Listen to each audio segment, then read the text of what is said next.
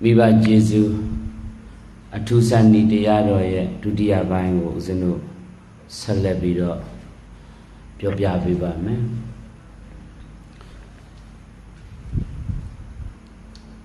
I don't remember the Luago Yaulada, the Ye Jizo Nabati Jizu Shimiago Bioso, you know, a main pive. How love it? A main pive. Ne, chop. A main piha, Logajima, Ye Jizo made, na? I am Yazavia Sadekuma, Lupiku Bida Nedu, but Doro Jizu Timo County Babi. Hola? Mivaga go Ludalo Dudalo Pia Mamuina Mupignari de Mabina Mu a Muiri Mabina Mu Sura Dauma. No? Di Eradi Petala own Luboago, Lupship, Queen, Bila da Goga Salomago no, the Jesua. Hola? Ada Yaniki Alo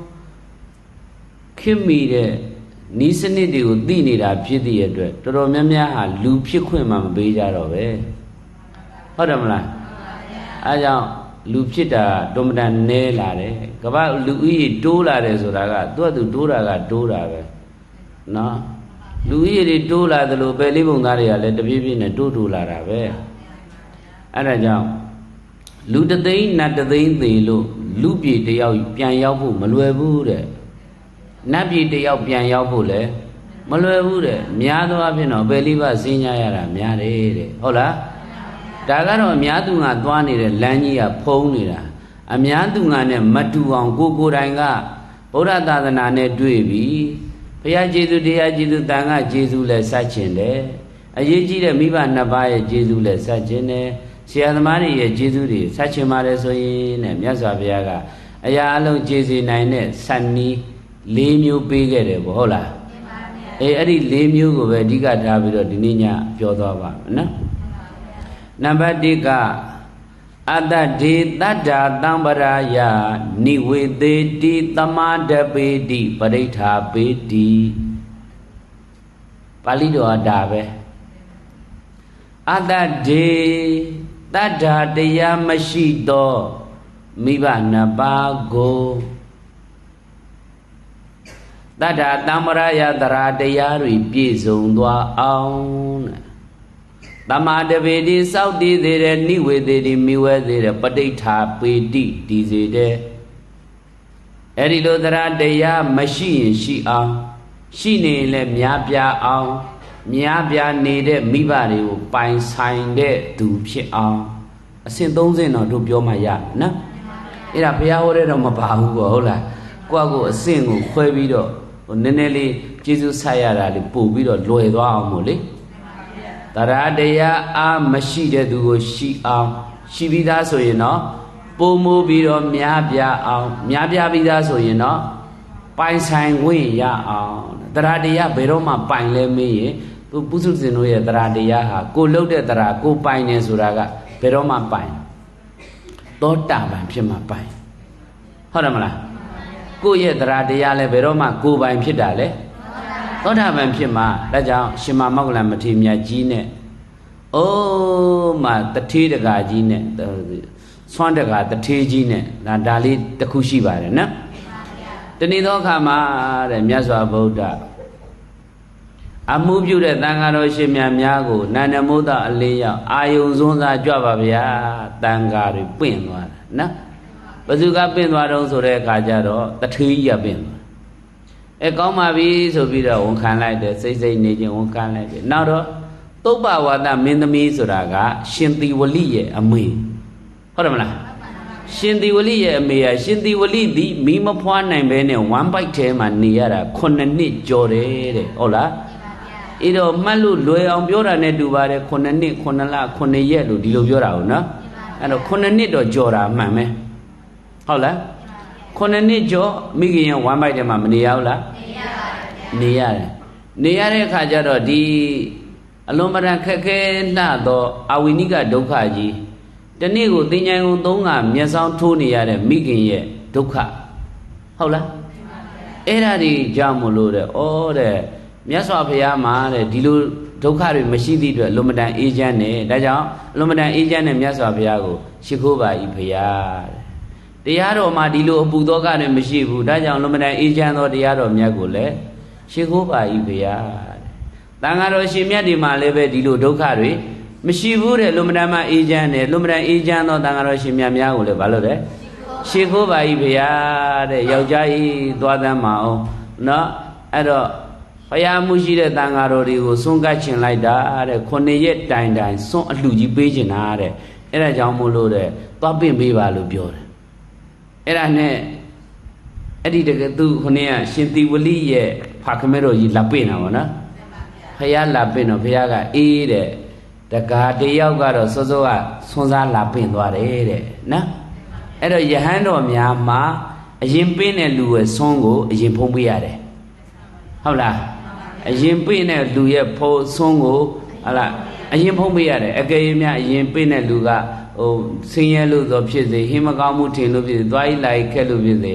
နောက်ပင့်တဲ့တကားကိုဒါမှမဟုတ်ရင်းနှီးလို့ဖြစ်စေပေါ့လေတခုခုตาလို့ဆိုပြီးတော့နောက်ပင့်တဲ့တကားနောက်လိုက်ရင်အဲ့ဒီဘုံကြီးတွေမှာပါဖြစ်လေအဘတ်တင်နေတဲ့နော်အဲ့တော့မြတ်စွာဘုရားကအေးတဲ့ရှင်အာနန္ဒာအင်းကို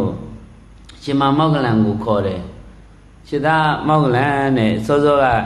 တထေးကြီးတယောက်ဆွမ်းစားလာပင့်သွားတယ်တဲ့အဲ့ဒီတကားကြီးကိုဟောနင်းသူသွားပြီးတော့ပြောပါ9 ရက်လောက်တကားကြီးရဲ့ဆွမ်းကိုနောက်ဆုတ်ပေးပါပေါ့ဘာဖြစ်လို့ဟိုကမိနေတယ်မို့လို့သားတဲ့မိခင်မို့လို့ဘာလုပ်ပေးတာဦးစားပေးတာမြတ်စွာဘုရားနော်ဟိုမှာသုဘဝါဒမင်းသမီးက9 နှစ်တိုင်မိမဖွားနိုင်ဘူးလေဟုတ်တယ်မလား9 လတိုင်လဲအာဝဏိကဒုက္ခကြီးခံစားရတာအဲ့ဒါတွေကသူ့ရဲ့ဝေဒနာကိုသုဘဝါဒမင်းသမီးကသူ့ရဲ့ဝေဒနာတွေကိုဘာနဲ့ကြော်လို့ဆိုဂုံတော်တရဏဂုံ3 ပါးနဲ့ကြော်တာတဲ့ဝေဒနာတွေကိုလေ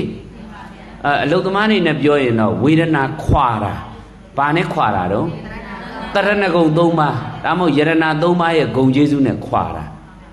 ဟုတ်လားဒုက္ခနာမှာဘလောက်ပဲဒုက္ခတွေရောက်နေဖယားမှာဒီလိုဒုက္ခမရှိဘူးဖယားကိုရှိခိုးပါတရားမှာဒီလိုဒုက္ခမရှိဘူးတန်ခါမှာဒီလိုဒုက္ခမရှိဘူးဒါကြောင့်ဖယားတရားတန်ခါရှိခိုးပါဆိုအဲ့ဒီကြည်ညိုတဲ့သရာတရားလေးနဲ့နေတာတဲ့ဒါကြောင့်သူသောတာပန်တည်သွားတာသုဘဝါဒမင်းသမီးလေသောတာပန်တည်သွားတယ်ရှင်သီဝလိရဲ့မေတော်ကြီးပေါ့ဟုတ်တယ်မလားအဲ့တော့ဒီလိုလွန်မတန်ထူးခြားတဲ့သားတယောက်ကိုမွေးမဲ့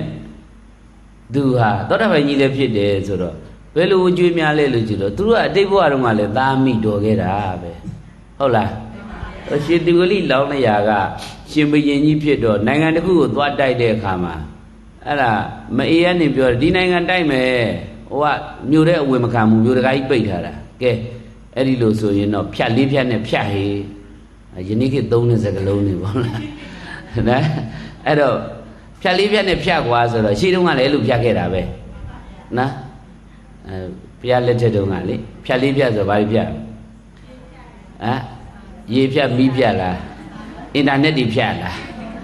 အကုန်ဖြတ်တာလားအခုကအဲ့လိုမဟုတ်ဘူးအပြင်သွားလာမဖြတ်ထားတာလေသွားရေးလာရေးတွေအကုန်ဖြတ်ထားတဲ့ခါကျတော့တိုင်းပြည်ကြီးကအဲ့ဒီမှာ9 နှစ်တိုင်ဆိုတော့9 နှစ်အထိကိုအပြင်ထွက်တဲ့လူသတ်မယ်ဆိုတော့ဘယ်သူမှမထွက်ရဘူးအဲ့တော့ပြည်သူလူထုတွေကတအားကိုဆင်းရဲဒုက္ခတွေရောက်ပြီးတော့ဇဏတွေပြတော့မှ9 နှစ်ကျော်တော့မှအရှင်ဘုရင်အညံ့ခံလိုက်ရတယ်တဲ့ဟုတ်လားအဲ့ဒီသူတို့နိုင်ငံအရှင်ဘုရင်အညံ့ခံလိုက်ရတယ်တဲ့အဲ့တော့9 နှစ်တာပိတ်ဖို့ရန်အတွက်အကြံပေးခဲ့တာကမေတော်ကြီးသုဘဝါဒမင်းသမီးသူ့အမေပဲဟိုတဲ့ဘိုးဘဘွားတော်ကလေကဲပိတ်စေစို့စေဆိုပြီးတော့အမိန့်ချခဲ့တာကရှင်သီဝလိလောင်းလျာရှင်ဘုရင်အဲ့ဒီလူတွေကြောင့်တဲ့ကဲသားမီး2 ယောက်ဒီဘဘွားကျလာပြန်ဆုံကြပြန်ပြီဝမ်းမိုက်ထဲမှာဘယ်နှစ်လဲ9 နှစ်တောင်တဲ့အဲ့ဒါရှင်မမောက္ကလံကစောစောကဒကာကြီးအိမ်သွားတယ်ဒကာကြီးတဲ့မြတ်စွာဘုရားလွတ်လိုက်လို့ဒကာကြီးဆုံးပင်လာတယ်ဟုတ်ပါတယ်ဗျာအဲ့တော့ဒကာကြီးတဲ့ဟိုမှာကသားတဲ့မိကမိမကိုဝင်တယ်မိမဖွားနိုင်သေးတာဖြစ်သေးတယ်ဘုရားတန်ခါနဲ့9 ရက်တိုင်လူကြီးပေးမှာဒကာကြီးရဲ့အလှနောက်ဆုတ်ပေးပါလားဆိုတော့ဆုံးဖြစ်ပါတယ်ဗျာတဲ့ဒါပေမဲ့ရှင်ဘုရားတဲ့တပည့်တော်အသက်မသိဘူးလို့အဲ့ဒီ9 ရက်ကျော်ထိမသိဘူးလို့အာမခံမလားတဲ့တကူနဲ့ကြည့်လိုက်တယ်မသိဘူးတဲ့ဒကာကြီးတဲ့အာမခံနေတဲ့ဟုတ်လားအဲ့ဒါတပည့်တော်မသေးတာကိစ္စမျိုးတပည့်တော်စည်းစိမ်နဲ့ဒီ9 ရက်အတွင်းမပြည့်စည်ပါသေးနဲ့ရှင်မြတ်အာမခံလားအဲ့တကူတော်နဲ့ကြည့်တာအာမခံနေတဲ့ပစ္စည်းလည်းဘာမှဖြစ်เสียရဘူးအသက်အန္တရာယ်လည်းဘာမှဖြစ်เสียရဘူး ဒါဆိုခုနှစ်ရက်ကြော်မှတပီတော့မလူကျင်ဘူးဆိုရင်ဘယ်နဲ့လုံးမလုံးလဲတပီတော့တရားတရားကလူနည်းနဲ့တာဝန်ယူနိုင်လားဆိုတော့အဲ့ဒါတော့တာဝန်ယူနိုင်ဘူးတဲ့ရှင်ဘုရားတကူရထားတာပဲတကူရတာပဲတဲ့နော်တခါကြီးရဲ့တရားတရားတခါကြီးပိုင်တာတဲ့ပုထုဇဉ်တို့ရဲ့တရားတရားဟာမမြဲဘူးရှင်းရှင်းလားအဲ့ဒီလိုမမြဲတဲ့တရားတရားကိုကိုတိုင်းကိုကျေးဇူးဆက်ခြင်းလဲကိုတိုင်းတရားတရားမြဲအောင်လုပ်ကိုမိဘကိုကျေးဇူးဆက်ခြင်းလဲမိဘနှစ်ပါးကိုတရားတရားမရှိတဲ့မိဘကိုတရားတရားရှိအောင်လုပ်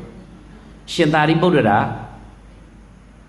ကျေးဇူးဆက်သွားတာသူ့အမေအိုကြီးကလေပုံလေးမကြီးတာရီပုံလေးမကြီးကလေဘုရားဘာသာမကိုးကွယ်ဘူးမလားဖယားမယုံဘူးတရားမယုံဘူးတန်ခါမယုံဘူးကံလည်းမယုံဘူးကံရဲ့အကျိုးလည်းမယုံဘူးသူတို့ယုံတာကပြမာပဲပြမာကိုပူဇော်မဲ့သေရင်ပြမာဖြစ်မယ်သူတို့ကိုလည်းပြမာကပဲဖန်ဆင်းတယ်ဟုတ်တယ်မလားအဲ့ဒီလိုတရားတရားမရှိတဲ့မိဘကိုဘာနဲ့ကျေးဇူးဆက်သွားတရားတရားရှိအောင်ဆက်သွားရှိပြီးသားမိဘတွေကိုတော့တရားတရားရှိပြီးသားမိဘတွေကိုတော့စတဲ့တိုးပြီးတော့များပြားအောင်ပေါ့တရားတရားများပြားတဲ့မိဘတွေဆိုရင်တော့ပိုင်ဆိုင်ခွင့်ရအောင်ပိုင်ဆိုင်ခွင့်ရတယ်ဆိုဝိပဿနာအားထုတ်ခိုင်းတာ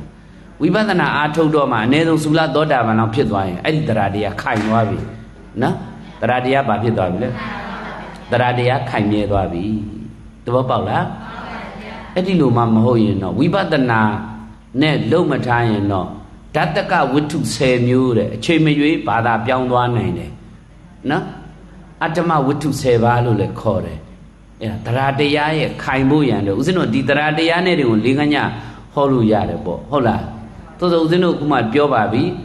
အတ္တဒေတတ္ထာတမ္ပရာယသမာတပေတိနိဝေသေတိပဋိဋ္ဌာပေတိတရားတရားမရှိသူကိုရှိအောင်ရှိပြီးသားကိုများပြအောင်များပြတဲ့သူကိုပိုင်ဆိုင်ခွင့်ရအောင်တည်မြဲသွားအောင်ပေါ့ဗျာအဲ့တော့တည်မြဲတယ်ဆိုတာကတော့သုလသောတာပန်လောက်အဆင့်လောက်ထိရောက်ထားမှတည်မြဲမှာဟုတ်လားဗျာအပိုင်ဆိုင်ခွင့်ရတယ်ဆိုတာကတော့မဟာသောတာပန်ကြီးဖြစ်မှသူ့တရားတရားမပြတ်တော့တာလေဟုတ်တယ်မလား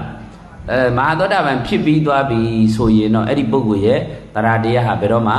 မပြည့်စည်တော့ဘူးအ ਨੇ ဆုံးသုလသောတာပန်လောက်ဖြစ်ရင်တော့မှသူ့တရားတရားမပြောင်းတော့ဘူးတဲ့တခြားကိုဘယ်တော့မှမပြောင်းတော့ဘာသာလည်းမပြောင်းတော့ယူလည်းမပြောင်းတော့အဲ့ဒါကြောင့်မလို့ဆိုတို့တာမန်အပြင်ပြောမယ်ဆိုတရားတရားနဲ့ပတ်သက်လို့သာသနာကိုမကြည်ညိုသူကိုကြည်ညိုအောင်ဟုတ်လားဗျာကြည်ညိုပြီးသားသူကိုသာသနာအလုပ်တွေလုပ်နိုင်အောင်သာသနာအလုပ်လုပ်နေတဲ့ပုဂ္ဂိုလ်တွေကိုအဲ့ဒီသာသနာရဲ့ဟုတ်လားအကျိုးတရားတွေထိုက်တဲ့လောက်ပိုင်ဆိုင်ခွင့်ရအောင်လုပ်ပေးရဟုတ်တယ်မလားအဲ့ဒါကတော့အနိစ္စဆုံးပြောပြတာပေါ့နော်ဟုတ်ပြီအဲ့တော့တရားတရားနဲ့ပတ်သက်လို့ရှင်သာရိရှင်မမောက္ကလမထေရမြတ်ကြီးတော့ဘာဖြစ်လဲတာဝန်မယူနိုင်ဘူးတဲ့အဲ့ဒါပုထုဇဉ်တို့ရဲ့တရားတရားမြဲလို့လားမမြဲလို့လားမြဲလို့ပါဗျာအေးပုထုဇဉ်တို့ရဲ့တရားတရားမမြဲတာကြီးကိုတဲ့အဲ့ဒါမိဘကျေးဇူးဆက်ခြင်းတော့မိဘကိုခေါင်းတည်ပြီးတော့အဲ့ဒါမိဘနှစ်ပါးတရားတရားရှိအောင်လုပ်ပေးလိုက်ဟုတ်လားရှိပြီးသားဆိုရင်တော့တိုးပွားအောင်လုပ်ပေးအမေတို့အဖေတို့ဟောဒီမှာအမေတို့ဖေတို့ကိုဒါကြော့တယ်အမေတို့ဖေတို့လှူကျင်တာလှူဆိုဟောသူတို့မှလက်ထဲမှာများများရှိတာရင်သူတို့လှူကျင်တဲ့ဟာလေးတွေလှူလို့မရဘူးလားအေးဖရာเจ้าကနေတလတစ်ခါလောက်တဲ့ရွယ်ကြီးတဲ့လူဟာအဲ့ဒီလိုအပြင်ကိုသားသမီးတွေကခေါ်ထုတ်ပြီးတော့ပြင်ပရဲ့အနေထားလေးတွေပြပေးရတယ်ဥပမာအားဖြင့်တော့ဗောဗျာဒီမှာဆိုရင်တော့အနိစ္စဆုံးနေအများကြီးရှိတာပဲเนาะကြိုက်ကမီတို့ဘက်တို့မော်လမြိုင်တို့ဒါမျိုးလေးတွေသွားပေးလိုက်မယ်ဆိုလို့ရှိရင်ခဏဗောဗျာ10မိနစ်ခရီးလောက်ဗောဟုတ်လားတိတ်အဲ့လိုတရက်နှစ်ရက်ကြာတဲ့ခရီးတွေကြာတော့လူကြီးတွေပင်ပန်းတယ်ညီတန်းညင်းဆဲသလိုဖြစ်သွားမယ်ဟိုနန်းဒီနန်းပေါ့ဗျာတစ်ခေါက်လောက်သွားလို့ရတဲ့ဟာလေးကိုတက်တောင်တက်တာလေးနဲ့သွားတနားရီလောက်နေပြန်လာအဲ့ဒီလောက်ပေါ့တနားရီနှစ်နာရီလောက်ပဲအချိန်ရတဲ့နေရာမျိုးလေးတွေတလတစ်ခါလောက်တနေရာစီလောက်ပို့ပေးရတယ်ပို့ပေးရတဲ့ခါသူတို့မှအတွေးသစ်တွေအမြင်သစ်တွေရပြီးတော့စိတ်ကလေးတွေကြည်လင်လာတော့သွေးသားတွေကလက်ပတ်မှုတွေကောင်းတက်လေးပါညီမျှပြီးတော့စိတ်ချမ်းမှကိုယ်ချမ်းမှဖြစ်တဲ့အချိန်မှာကိုကနေပြီးတော့ရော့အမေဆိုပြီးတော့ရော့အဖေဆိုပြီးတော့လက်ထဲမှာများများထည့်ထားပေးရရော့အမေဘာလို့ချင်းလဲလှူလိုက်စမ်းအမေနာမည်နဲ့လှူအဖေနာမည်နဲ့လှူဆိုဒါမျိုးလှုပ်ပေးလိုက်တော့သူတို့ရဲ့တရားတရားတွေဘာဖြစ်လာလဲတရားတရားတွေတိုးပွားလာတာပေါ့နော်တရားတရားတွေတချို့ကြတော့အသက်အရွယ်ကြီးလာတော့သူစဉ်းစားပြီးငါတို့မှလှုပ်စာကင်စာမရှိတော့ဘူးသားသမီးတွေပေးစာကမ်းစာစားရတာဒါကြောင့် လူဖို့တမ်းမှုဆိုတာကတော့မဖြစ်နိုင်တော့ဘူးဆိုပြီးတော့သူကအသက်ကြီးတဲ့လူတွေတချို့ကြတော့လည်းပဲသားသမီးတွေပေါ်မှာမိခိုနေရတဲ့မိဘတွေဟာလှူတာတန်းတာတော့သိပြီးတော့မလုံးလို့တော့ဘူးဘာဖြစ်လို့လဲသားသမီးတွေမျက်နှာကြည့်နေရစားတာတောက်တာတော့မှအမေဝပါပြီအဖေဝပါပြီအမေတို့မလိုပါဘူးဒီလိုပြောတာများတယ်လေမိဘတွေမှာလေသားသမီးကတကယ်ကျေးဇူးစားချင်လို့ချင်းတိတတ်ကြတယ်ဆိုတာဒါပြောပြတယ်ရှင်းလားဗျာဟုတ်ပြီဒါကြောင့်တရားတရားနဲ့ပတ်သက်လို့ပြောမယ်ဆိုရင်မိဘတွေမှာတရားတရားမရှိရင်တရားတရားရှိအောင်တရားတရားရှိပြီးသားဆိုရင်တိုးပွားပြီးတော့များပြားအောင်များပြားလာတဲ့တရားတရားပိုင်ရှင်များကိုတော့ပြင်ပိုင်ဆိုင်ခွင့်ရသွားအောင်တဲ့ဟုတ်လားအဲ့ဒီလိုလုပ်ရမယ်ကိုမိတ်ဆွေကိုကျေးဇူးဆက်ခြင်းနဲ့ဘဝဘဝကပုဂ္ဂိုလ်တွေကျေးဇူးဆက်ခြင်းလဲဒါပဲလုပ်ရမှာပဲဟုတ်လားနံပါတ်1ကတရားတရားမရှိသူကိုရှိအောင်လုပ်ရဟုတ်လားအဲ့တော့သုဘဝါဒမင်းသမီးလောမရံကဆင်းရဲဒုက္ခတွေရောက်နေတော့မြတ်စွာဘုရားပေးပြီးတော့အဲ့ဒီမှာ9ရက်တိုင်တိုင်လူကြီးပေးတော့အဲ့မှာမိသားသမီး9ရက်ပြောက်တော့မြောက်တဲ့နေ့မှာပဲမိဘရောသားသမီးရောဘုရားကုံတရားကုံနဲ့နေတန်ခါကုံနဲ့နေတော့ကျញ្ញမမာနဲ့ဖွားမြင်ဝင်ရဖွားမြင်ဝင်ရတော့ရှင်သီဝလီလေးကအပြင်ကိုထွက်တာနဲ့တန့်စကားပြောတတ်တာ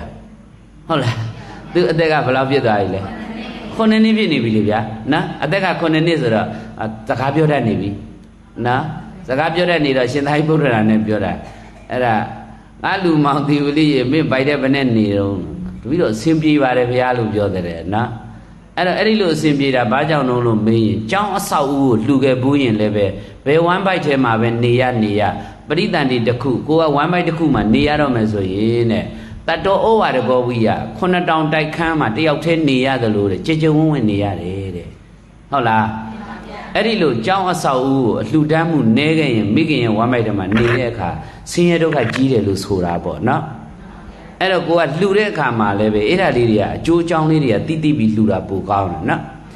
စာသစ္စာကျဲထဲအဝွန်ရညှိနှံပုတ်လောင်ခြေမြောင်းမဲမိုင်မိဝမ်းတိုက်ဝဲ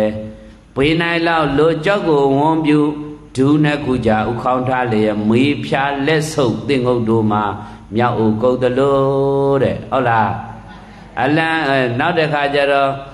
သေတောက်လက်ဝဲစိတ်တငယ်လိုအလံမဲမိမွေငယ်ချီတာအမိစာခါပူအေးစားလဲကိုသားဆက်ဆက်တက်ပြတ်တဲ့စီလေကမ္မဇဆယ်လတို့ရောက်လေကမ္မဇဥသောချာသာမဲဝတို့ရောက်တန်ကောက်ပေါက်ကဆွဲပြောက်ဆင်ပြောင်းတန်တောင်ကြိတ်ချေပုံနေရရိကပြင်းများလာသည်လက်ဆဇာတိဖြစ်ရင်းသည်တဲ့ဦးဇင်းတို့သူတော်ကောင်းတို့တွေကိုဘဝကိုအမှန်ကိုမသိလို့သာလူဘဝကြီးငါတို့နေရတဲ့ချမ်းသာတယ်လို့ထင်တာဟုတ်ဗျဉာဏ်မျက်လုံးလေးနဲ့မြတ်ဗုဒ္ဓဟောထားတာကိုပြန်လည်ပြီးတော့ကြည့်မယ်ဆိုလို့ရှိရင်နေခဲ့ရတာအစာတိအိမ်ကြီးကိုခေါင်းပေါ်ရွက်အစာဟောင်းအိမ်ကြီးကိုဖိခုထိုင်မိခင်ရဲ့ကြောဘက်မှာလေမျက်နှာမူးပြီးတော့ဟုတ်လားအမိကအရှိလှဲ့နေကိုကအနောက်လှဲ့နေတာအဲ့ဒီလိုလှဲ့ပြီးတော့ကိုမေးပြားလေးကိုလက်ဆုံပြီးတော့ဒူးနှလုံးရဲ့ကြားမှာခေါင်းလေးထားပြီးတော့နေခဲ့ရတာတဲ့မိခင်ရဲ့စားသမျှဟာလားအစာဟာရတွေကနေပြီးကိုခန္ဓာကိုကြီးထွားစေရတာဟုတ်တယ်မလားအဲ့ဒီလိုကြီးထွားစေရတာတဲ့အကယ်၍များမိခင်ကမလိမ္မာလို့သိပ်ပူတာတွေစားမယ်သိပ်ဆတ်တာတွေစားမယ်သိပ်အေးတာတွေစားမယ်ဆိုရင်လက်တလုံးငရဲကျသွားတယ်လို့ပဲတဲ့အဲ့ထဲကသားတန်တွေလေးမှာတော်တော်ဒုက္ခရောက်တယ်လို့ဆိုတဲ့ဟုတ်တယ်မလားအရာမိခင်ကနေထိုင်မကဓမ္မတတ်လို့တက်တာဆင်းတာကုန်းနာကွာတာတွေလုပ်မယ်ဆိုရင်လည်းပဲအထဲကသားသမီးညစ်တတ်တယ်လို့ပဲတဲ့ခန္ဓာကိုယ်ကြီးတစ်ခုလုံးကိုလိမ်ပိတ်ပြီးတော့တတ်ထားတယ်လို့ပဲတော့အဝတ်များရေညစ်ပြီးတော့လိမ်တယ်လို့လေသူတို့မှအဲ့ဒီလိုခံရတာတဲ့ဟုတ်လားကဲယနေ့ခေတ်ကဦးဇင်းတို့တော်ကောင်းတွေရှင်းတော့ကမိဘတွေကသာနော်ကိုဖြစ်လာပြီဆိုရင်ကိုသားသမီးကိုအနာမေးချမ်းမာရေးမေတ္တာတွေပို့ရတာနဲ့ပရိစိတ်ရတာနဲ့ကုသိုလ်လုပ်ရတာနဲ့ဟုတ်လားယနေ့ခေတ်ကိုဝန်တွေများပို့ပါပဲနော်အပြူတွေကြားနေတာပဲသွားနေဟဲ့ဘယ်နှလား6လအပ်ပြီးပြီလေဩဟုတ်လား6လကအေးဆေးဆေးမနေဘူးလွှာကနေဟာတော်အထက်ကကလေးတော့ဘယ်နဲ့နေမှမသိဘူးနော်အဲ့ဒါမိဘကလည်းမြောက်စိတ်နဲ့သွားခြင်းအားသွားစားခြင်းအားစားလှုပ်ခြင်းအားလှုပ်တဲ့နော်မွေးလာတဲ့ကလေးတွေကြတော့မြောက်ကလေးတွေမွေးလာလားမသိပါဘူးနော်အဲ့ဒီလိုတွေဖြစ်တာဟုတ်တယ်မလားအဲ့ဒါဥစဉ်တို့သူတော်ကောင်းတို့ဇာတိပရိသတ်နေခဲ့ရတဲ့ဒုက္ခကြီးပေါ့ဗျာ အဲ့ဒါကိုမြတ်စွာဘုရားကရှင်သာရိပုတ္တရာမေးတာခြေသားတဲ့မင်းဘယ်နဲ့တော့ဘိုက်တဲ့နေခဲ့ရအစဉ်ပြေလားပြေပါတယ်ဗျာတဲ့တပည့်တော်သက်တောင့်သက်သာနေရပါတယ်တဲ့ဒါတော့ဘယ်နှစ်လဲ9နှစ်ဦးဇင်းတို့သူတော်ကောင်းနေခဲ့ရတာ10လတင်းတင်းပြည့်ရင်အာဇာနည်ပုဂ္ဂိုလ်ပဲ9လကြော်နဲ့မွေးရင်တော့ဗျအဲ့ဒီပုဂ္ဂိုလ်ကညံ့တယ်ကျမ်းမာရေးရောပညာရေးရောလူမှုရေးရောညံ့တယ်တဲ့အရာရာညံ့တယ်ပေါ့ဗျာ10လကြော်9လအတွင်းမှာမွေးတယ်ဆိုရင်အဲ့ဒီပုဂ္ဂိုလ်ကအလေတတန်းသားတဲ့နော်ပညာရေးလည်းပဲဟိုထိတ်ဆုံးကြီးလည်းမဟုတ်ဘူးဟိုအနှိမ့်ကြကြီးလည်းမဟုတ်ဘူးအလေလက်တန်းသားတဲ့10လတင်းတင်းပြည့်တဲ့လူကတော့အာဇာနည်ပဲတဲ့ဗျ10လတင်းတင်းပြည့်တဲ့လူကအာဇာနည်ယနေ့ခေတ်အာဇာနည်တော့မဟုတ်ဘူးအဆိုတော်အာဇာနည်လည်းမဟုတ်ဘူးဟုတ်လားဆိုတော့အာဇာနည်ကတော့10လမွေးသလား17လမွေးလားအဲ့ဒါတော့ကိုကသွားမေးမှရမှာဟုတ်လားတကယ်လောကကြီးကိုအကျိုးပြုမဲ့အာဇာနည်ပုဂ္ဂိုလ်မျိုးဆိုတာကဘယ်နှလအဲ့ဒါကိုသားသမီးကိုပြန်ပြီးတော့ကြည့်လို့ရတာငါသားသမီးဟာလောကကြီးကိုကျေးဇူးပြုမှာလားမိဘကိုကျေးဇူးပြုမှာလားဆွေမျိုးကိုကျေးဇူးပြုမှာလား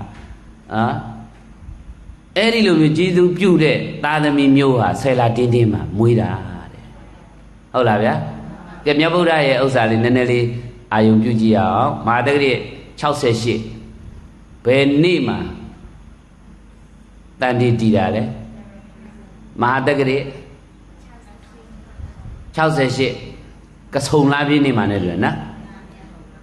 ကဆုံလာပြည့်ကြာတာပရိနေဒါမတိကြလျင်တွေးစဥဆိုတာရှိတယ်လေမတိကြလျင်တွေးစဥတဲ့9နှစ်မြတ်စွာဘုရားမဆိုတာကြာတာပရိနေမှာပရိသန်နေယူတယ်တောက်ကြနေမှာဖွာတယ်ဟုတ်တယ်မလားတောက်ကြနေမှာဖွာတယ်ကြတနင်္လာနေ့မှာတောထွက်တယ်လျင်ဗုဒ္ဓဟူးနေ့မှာဖျားဖြစ်တယ်တွေးစနေနေ့မှာဓမ္မစကြာဟောတယ်စနေလားစတညအင်္ဂါလေအင်္ဂါနေ့မှာပြိဋိဘံဆန်တယ်ဟုတ်တယ်မလားဥတဲ့တနင်္ဂနွေနေ့မှာတေဇောတဲ့လောင်တယ်ဟုတ်တယ်မလားမတိကြလျင်တွေးစဥပြောပါဦးမတိကြလျင်တွေးစဥအဲ့ဒါကတော့နည်းနည်းဟိုမြမရိုးရဘေတွေနဲ့ဆိုင်တာပေါ့ဗျာနော်မဆိုပပမကြာသာပရိသွားတာဟုတ်ဗျာနော်တိဆိုတာဟာတောက်ကြလို့သွားတာနော်အဲ့ဒီလိုမျိုးသွားတာစဆိုတာကစစညအင်္ဂါဒီလိုသွားတာပေါ့နော်အေးကဲထားတော့ဗျာဘယ်ရရောက်ကုန်ပြီတော့အဲ့တော့ရှင်သီဝလိရဲ့နော်မေတော်ကိုလည်းမေးတယ်တဲ့ရှင်သီဝလိမေတော်ကိုမေးတယ်တဲ့ဒကမာကြီးပေါ့လေဒီလိုသားကိုလွယ်ပြီးတော့9နှစ်ကြီးတောင်9နှစ်ကျော်ကြီးတောင်လွယ်မွေးထားရတာဒုက္ခမရောက်ဘူးလားဆိုမရောက်ပါဘူးဗျာတဲ့ဟုတ်လားအဲ့ဒါဒီလိုသားမျိုးသာရမယ်ဆိုရင်နဲ့နောက်ထပ်သားတွေလည်းဒီလိုသားမျိုးလေးရမယ်တဲ့နောက်တစ်ခါကျတော့ဒီလိုပဲ9နှစ်ကျော်ကိုဝင်လွယ်ရမယ်ဆိုဘယ်နှယောက်လူရသလောက်ကိုလိုချင်သေးတာတဲ့ဟုတ်လားအဲ့တော့အမျိုးသမီးတွေမှာတဲ့သူတို့ကအလိုရှိတဲ့အရာပေါ့လေသားသမီးဖြင့်လည်းမရောင်ရဲပါဘူးတဲ့တကယ်သားသမီးချစ်မြတ်လို့တဲ့မိခင်တွေဟာလေနောက်တစ်ခါရွှေတို့ဖြင့်လည်းရွှေငွေဆင်ပေးလို့လည်းတော်ပြီဆိုတာမျိုးဘယ်တော့မှမရှိဘူးတဲ့ဟုတ်လားအဲ့တော့ရွှေတပိဿာလောက်ဆင်လည်းပဲမိမမင်းလေးနေပါမယ်ရပါတယ်တော့နှစ်ပိဿာလောက်ဆင်လည်းရတာပဲတဲ့ဟုတ်လားသူတို့မှလေးတယ်ရဲ့လို့ရွှေသာဆင်လို့ကတော့လေးတယ်ရဲ့ပွင့်မန်းတယ်ရဲ့လို့မရှိဘူးတဲ့အဲ့ဒါမျိုးတွေတကယ်ထားပါတော့ဗျာအဲ့ဒါတွေကနော်အပြင်ရောက်သွားလိမ့်မယ်အဲ့တော့ရှင်သီဝလိရဲ့မေတော်တဲ့ဆုံးကတ်လိုက်တဲ့အခါကျတော့ဘာဖြစ်သွားလဲဆိုတော့ရှင်သီဝလိနဲ့ရှင်သာရိပုတ္တရာနဲ့စကားပြောကြတယ်အဲ့ဒီကနေစတာပဲနော်အဲ့တော့9နှစ်နောက်သိမ့်မကြမီမှာပဲသူယဟန်မောင်ဝတ်တယ်လေတာဝန်ကရတယ်ကြည်တဲ့ငါအတိတ်ဘဝရဲ့ဒီလိုကိုကြွေးကြအောင်ဒီလိုဖြစ်ရတာဆိုပြီးတော့ဟုတ်လားအဲ့တော့မိခင်ရဲ့ဝမ်းပိုက်ထဲမှာ9နှစ်ကျော်နေခဲ့ရတယ်ဆိုတော့တာဝန်ကရအဲ့ဒါကိုရေဝေးယဟန်ဖြစ်နောက်တော့ဘုံတကူအရာမှာဣတတဲ့တောင်ရနော်မြတ်စွာဘုရားကတကူတော့ခရီးသွားမယ်တဲ့ဘုရားကသွားမဲ့ခရီးလမ်းကြောင်းကတော်တော်ဝေးတယ်တော်တော်လေးပင်ပန်းမယ်အိုးမြို့တွေရွာတွေတိုင်းသွားမယ်ဆိုလို့ရှိရင်နှစ်တည်ချီကြာမှာတောလေကောင်ကဖြတ်သွားမယ်ဆိုရင်တောကြီးရဲ့လေကောင်ဖြတ်သွားမယ်ဆိုရင်နော်ဟုတ်လားရက်ပိုင်းနဲ့ရောက်သို့တော့အိမ်မရှိဘူးနော်အိမ်မရှိရင်ဘာဖြစ်မလဲတန်ခါအများကြီးနဲ့သွားမှာဆိုတော့ဆုံးကုန်းအတွက်ဒုက္ခရောက်မှာ ဒါနဲ့မြတ်စွာဘုရားကအဲ့ဒီလိုပြောတယ်လေမင်းတို့အမြန်ရောက်တဲ့လမ်းကသွားခြင်းသလားဟာလားနှစ်တည်ကြာကြီးနေကိုသွားရမယ်ရက်တည်ကြာကြီးသွားရမယ်လမ်းရှည်ကသွားခြင်းသလားဆိုမြန်မြန်ရောက်တာကောင်းပါတယ်ဗျာဆိုတော့အေးအဲ့ဒါဆိုရင်တော့ဖြင့်ဒီလမ်းဒီခရီးကဆုံးကွန်းတော့ခက်ခဲလိမ့်မယ်ဒါပေမဲ့တခုတော့ရှိတယ်ဒီသွားမဲ့ခရီးသွားမဲ့အဲမှာရှင်သီဝလိပါမလားမေးလိုက်တယ်ပါမှာပါဗျာအေးပါရင်တော့မပူတော့နဲ့တဲ့တန်ဃာဘလောက်များများဆုံးအတွက်ပူစရာမလိုဘူးတဲ့ဟုတ်လားဦးဇင်းပြောတာရှင်းလားရှင်သီဝလိရဲ့ဘုံတကိုးကိုမြတ်စွာဘုရားကသိစေခြင်းလို့အဲ့ဒါလောက်ထိချီးမြှောက်တာဟုတ်တယ်မလားအဲ့တော့နတ်တွေကနေပြီးတော့လေရှင်သီဝလိတို့နားမဲ့နေရှင်သီဝလိပါရာနဲ့တပြားနဲ့သူ့ရဲ့ဘဝဆက်ဆက်ကဆွေမျိုးတော်ဆက်ကြတဲ့နတ်တွေမြမာတွေရုပ်ကစိုးပုံမစိုးတဲ့အကုန်လုံးကိုဒီတန်ဃာတွေအတွက်ဗာပြင်ပေးရလဲဆုံးကုန်းနေပြင်ပေးရတာတဲ့နော်အရှင်သီဝလိရဲ့ဘုံတကူကိုဒီနေရာမှာမြတ်စွာဘုရားကချီးကျူးတာဖြစ်ပါတယ်အဲ့တော့ဆိုလိုခြင်းကဘာလို့ဆိုတော့တရားတရားကိုပြောတာဟုတ်တယ်မလားအဲ့တော့တကူရှင်နောင်မှတရားတရားကိုဘာမလုပ်နိုင်ဘူးလဲတောင်းမယူရဲဘူးတဲ့အဲ့ဒီတရားတရားမျိုးဖြစ်ပေါ်ဖို့ရန်အတွက်မရှိသေးတဲ့မိဘကိုရှိအောင်လုပ်ပေးလိုက်ရှိနေပြီးသားဆိုလို့ရှိရင်အဲ့ဒီမိဘတွေမှာတိုးပွားအောင်ဟုတ်လားများပြားအောင်လုပ်ပေးလိုက်တိုးပွားနေတယ်များပြားနေတယ်ဆိုရင်လည်းပဲပိုင်ဆိုင်ခွင့်ရအောင်ယုံကြည်မှုရှိသွားအောင်လုပ်ပေးလိုက်ဟုတ်လားအဲ့တော့အဲ့ဒီတရားတရားဟာသုလသောတာပန်ဖြစ်မှတို့တွေကစိတ်ချလို့ရမှာမဟာသောတာပန်ဖြစ်ရင်တော့ဒါကတော့လှည့်ကြည့်ကြမလို့တော့ဘူးပေါ့လေအဲ့တော့သုလသောတာပန်ဖြစ်ဖို့ရန်အတွက်တို့မှာတဲ့တရားတရားခိုင်မြဲအောင်10ချက်ကိုသိထားတတ္တကဝိတ္ထု10မျိုးလို့ခေါ်နော်အဲ့ဒါလေးနည်းနည်းတော့ရှေ့မှာမှတ်ထားနော်နတ္ထိဒိဏနတ္ထိယိဋ္ဌနတ္ထိဟုတံနတ္ထိမာတာနတ္ထိပိတာ5မျိုးကိုပြောပြလူရတန်းတာအကျိုးမရှိဘူးလက်ဆောင်ပနာပေးတာအကျိုးမရှိဘူးပူဇော်ပသတာအကျိုးမရှိဘူးအမေဆိုတာမရှိဘူးအဖေဆိုတာမရှိဘူးလောကကြီးမှာမရှိဘူးလို့ညင်းတာနော်အတရာပေါ့နော်တရာအတ္တတရာမယုံကြည်တာပေါ့5မျိုးရမလားတို့ကဗုဒ္ဓဘာသာဆိုတော့ဗုဒ္ဓဘာသာတိုင်းပြောမယ်နော်ဗုဒ္ဓဘာသာအတိုင်းပြောမယ်လူရတန်းတာအကျိုးရှိတယ်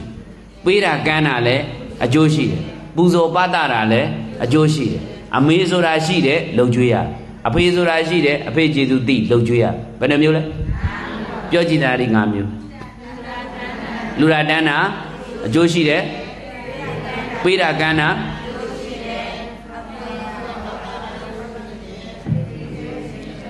အမေရှိတယ်အမေကျေသူရှိတယ်အဖေရှိတယ်အဖေကျေသူရှိတယ်ဟုတ်တယ်မလားဘယ်နှမျိုးလဲဦးဇင်းကမှတ်မိလွယ်အောင်မလို့ပြောတာအဲ့ဒီ5မျိုးကအစဉ်တိုင်းတော့မဟုတ်ဘူးဟုတ်လားအစဉ်တိုင်းပြောရင်တို့ယောဂီတွေမမှတ်မိမှာဆိုလို့ဒီအတိုင်းဆိုမှတ်မိတယ်မလားလူတာအကျိုးမရှိဘူးတဲ့ပေးတာလည်းအကျိုးမရှိဘူးတဲ့နော်ပူဇော်ပသတာလည်းအကျိုးမရှိဘူးတဲ့3မျိုးနော်ဒါဆိုအကြောင်းတရားကိုပယ်တာဘာကိုပယ်တာလဲအကြောင်းတရားကိုပယ်ပြီဆိုရင်သူအကျိုးတရားလည်းပယ်ပြီးသားဖြစ်နေပြီဒါဆိုနိယတမိစ္ဆာဒိဋ္ဌိတဲ့မဝင်လားဝင်လားနိယတမိစ္ဆာဒိဋ္ဌိဝင်သွားရင်အဲ့ဒီဟာနဲ့ညှိရင်သေတဲ့အခါအဝိဇ္ဇိကိုရောက်တတ်တယ်ဟုတ်တယ်မလားအဝိဇ္ဇိကိုရောက်တတ်တယ်ဒီကံနဲ့ညှိသွားလို့နော်ဒါကြောင့်မလို့တို့ကဗုဒ္ဓဘာသာဆိုတော့ဘယ်လိုယူမလဲလူတာတန်းတာအကျိုးရှိတယ်ပေးတာကံတာအကျိုးရှိတယ်ပူဇော်ပသတာလည်းအကျိုးရှိတယ်အမေရှိတယ်အမေကျေးဇူးဆက်ရမယ်အဖေရှိတယ်အဖေကျေးဇူးဆက်ရမယ်နော်5မျိုးဟုတ်ပြီနောက်တစ်ခါဟိုဘဝကဒီဘဝလာတာမရှိဘူးတဲ့ဒီဘဝကနေပြီးတော့နောက်ဘဝသွားမယ်ဆိုတာမရှိဘူးတဲ့ဟုတ်လားနောက်တစ်ခါဘဝကနေပေါ်တဲ့ဥပပတ်ဆိုတာလည်းမရှိဘူးတဲ့နောက်တစ်ခါကျတော့ကောင်းတာလို့ကောင်းကျိုးပေးတာမကောင်းတာလို့မကောင်းကျိုးပေးတယ်ဆိုတာလည်းမရှိဘူးတဲ့နော်နောက်တစ်ခါကျတော့ယဟန်ပုံနာဒီအကျင့်မြတ်တွေကိုကျင့်ပြီးတော့ထွက်ရက်လမ်းကိုရတယ်ဆိုတဲ့ယဟန်ပုံနာဆိုတာလေသူတော်ကောင်းသူမြတ်လောင်းဆိုတာလေလောကကြီးမှာမရှိဘူးတဲ့ဒီလိုယူဆနောက်5မျိုးကပြန်ပြောပြမယ်နော်ဟိုဘဝကနေဒီဘဝလာတာမရှိဘူး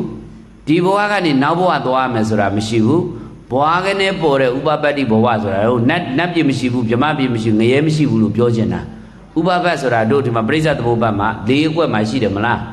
ဥပပတ္တိဘဝဆိုတာဘဝကနေပေါ်တာလေ တို့မှာဆိုလို့ရှိရင်အပေပုံသားနဲ့ပြောမယ်ဆိုရင်တော့ပိတ်တာတို့ငရဲတို့ဟုတ်လားအတူတကယ်တို့အဲ့ဒါမျိုးတွေနော်ရုပ်ကစိုးတွေဘုံမစိုးတွေဒါတွေကဘာတွေလဲဥပပတ္တိဘဝတွေအထက်ကိုကြည့်မယ်ဆိုရင်နတ်ပြည်6တက်ဗြဟ္မာပြည်20ဘွားကနေပေါ်တာလေအဲ့ဒါတွေကိုပယ်ခြင်းသည့်အတွက်ဗါတဲ့လေဥပပတ္ဘဝဆိုတာမရှိဘူးတဲ့ကောင်းတာလို့ကောင်းကျိုးပေးတယ်ရဲ့လို့မရှိဘူးမကောင်းတာလို့လည်းမကောင်းကျိုးပေးတယ်ရဲ့လို့မရှိဘူးတဲ့နတ္ထိဒုက္ခဒုက္ခကမ္မံဖလံဝိပါကောတဲ့ဒါပြောတာနော်နောက်တစ်ခုကနတ္ထိသမဏဗျမနာတဲ့လောကမှာတဲ့ဒီတရားတွေတရားဘိညာယဆိုတာစသည်အပြင်ပြောတယ်လောကကြီးမှာတဲ့ယဟန်ပုံနာတဲ့သူတော်ကောင်းသူမြတ်လောင်းတဲ့။အမြတ်တော်တရားကျင့်သူဆိုတာမရှိပါဘူးတဲ့အလကားလူညာတွေပဲရှိတယ်လို့သူတို့ကပြောတာ။ရှင်းလားဦးသိပြောတာ။ပထမ5မျိုးတော့သေချာမှတ်အခု5မျိုးထပ်ပြောမယ်နော်။ဟိုဘက်ဘဝကဒီဘက်ဘဝလာတယ်ဆိုတာမရှိဘူးတို့ကဘုရားဘာသာဆိုတော့ရှိတယ်လို့ယူမယ်နော်။ဟိုဘက်ဘဝကနေဒီဘက်ဘဝလာတာရှိတယ်နော်ဒီဘက်ဘဝကနေပြီးတော့ဘဝမပြတ်ရင်နော်နောက်ဘဝသွားရအောင်မယ်အဲ့ဒီနောက်ဘဝကလည်းပဲဟုတ်လားပရိသန္တိအားဖြင့်တော့ဥက္ကုံနဲ့နေရတာတွေပို့လောက်လန်းကဖြစ်တာတွေအဆိုးဆေးနဲ့အညစ်အကြေးကဖြစ်တဲ့ပရိသန္တိနောက်မိခင်ဝမ်းပိုက်ထဲမှာနေပြီးတော့မွေးဖွားရမယ်တတ္တဝါတွေမဖြစ်နိုင်သေးဘူးလားဖြစ်နိုင်တယ်နောက်တစ်ခါကျတော့ဘွားကနေပေါ်တဲ့အပင်ငရဲတို့ဟုတ်လားနတ်ပြည်ဗြဟ္မပြည်တို့လည်းမရောက်နိုင်ဘူးလားရောက်နိုင်တယ်အဲ့ဒါဥပပတ္တိဘဝမရှိဘူးလားရှိလားရှိတယ်ဒါကြောင့်အရင်ဘဝကနေဒီဘဝလာတယ်ဆိုတာလေရှိတယ်ဒီဘဝနဲ့နောက်ဘဝသွားရအောင်မယ်ဆိုတာလေရှိတယ်နောက်ဘဝတွေမှာဥပပတ္အနေနဲ့ဘဝကနေပေါ်ရအောင်မယ်ဘဝတွေလည်းရှိတယ်ကောင်းတာလို့ရင်ကောင်းကျိုးပေးမယ်မကောင်းတာလို့ရင်တော့မကောင်းကျိုးပေးမယ်ဆိုတာကလည်းပဲရှိတယ်နောက်တစ်ခါကျတော့လောကမှာသူတော်ကောင်းသူမြတ်လောင်းမြတ်တော်တရားတွေကျင့်နေကြတဲ့ယဟန်တွေရှိတယ်ပုံနာတွေရှိတယ်အကျင့်မြတ်တွေကျင့်ကြတဲ့သူတော်ကောင်းတွေရှိတယ်လို့ယူဆရဘယ်နှမျိုးလဲ5မျိုးအဲ့ဒီ5မျိုးပြောကြည့်ပါဦးဟိုဘက်ဘဝကဒီဘက်ဘဝလာတာရှိတယ်ဒီဘက်ဘဝကနေနောက်ဘဝကိုသွားမှရှိတယ်နောက်ဘက်ဘဝဥပပတ္တိပေါ်မှာလည်းရှိတယ်ကောင်းကံဆိုးကံတို့ရဲ့ကောင်းကျိုးဆိုးကျိုးရှိတယ်သူတော်ကောင်းသူမြတ်လောင်းယဟန်ပုံနာဆိုတာရှိတယ်တို့ကရှိတယ်လို့ယူရမှာဟုတ်လားအဲဒါဆို10မျိုးလုံးပြန်ပေါင်းမယ်ဟိုထိတ်ကနေပြီးတော့နော်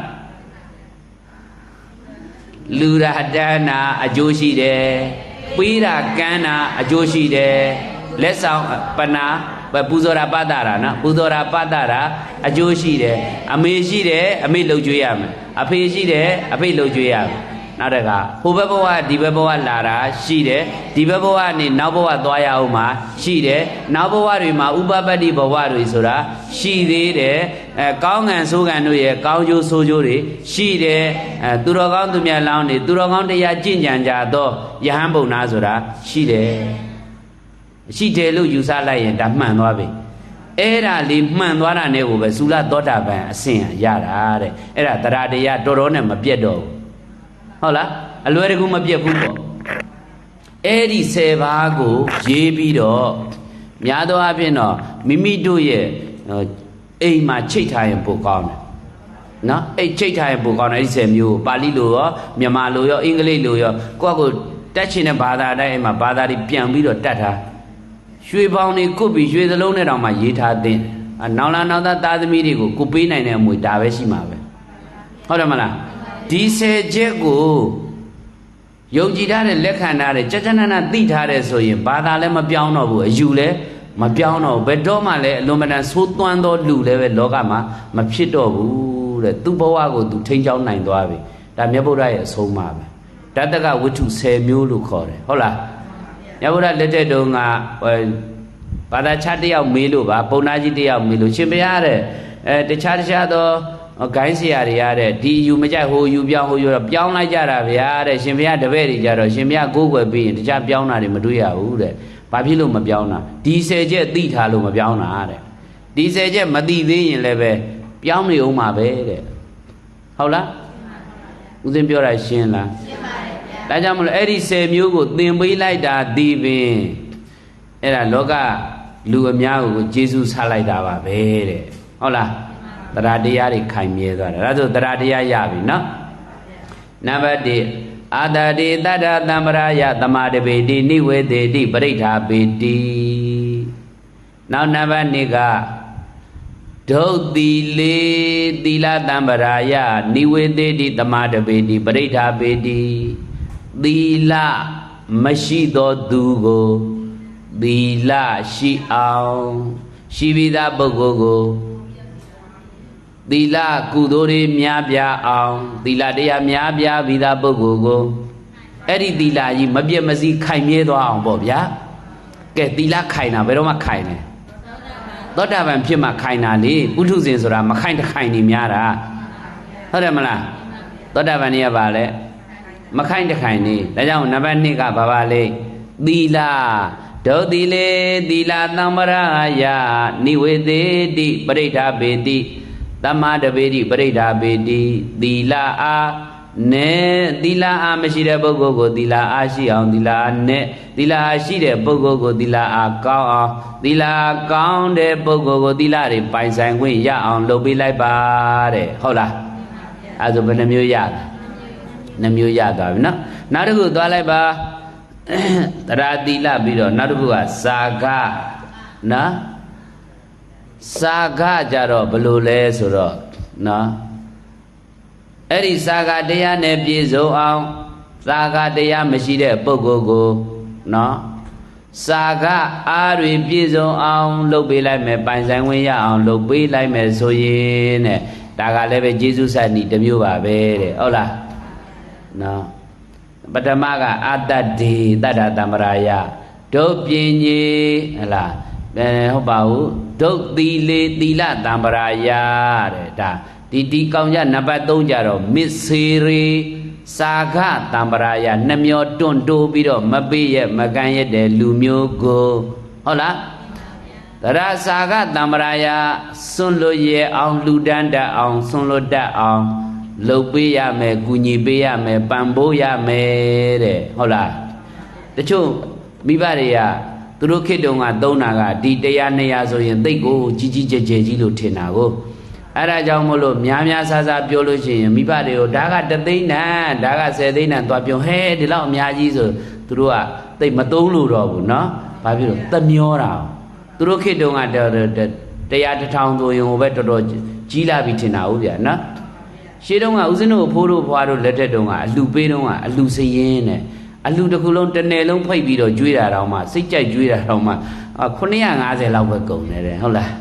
အဲ့ဒါအလှမှာပြန်ကူတာကရတာ300ကျော်ပြန်ရတယ်တဲ့ဟုတ်လား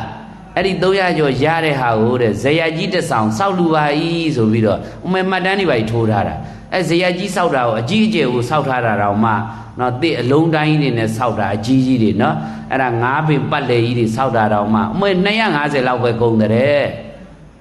အဲ့ဒါတွေကတကယ်ရှိခဲ့တာလားတို့တောင်မှနော်သူကထင်ရမှာဗောလားဦးဇင်းတို့ငယ်စီက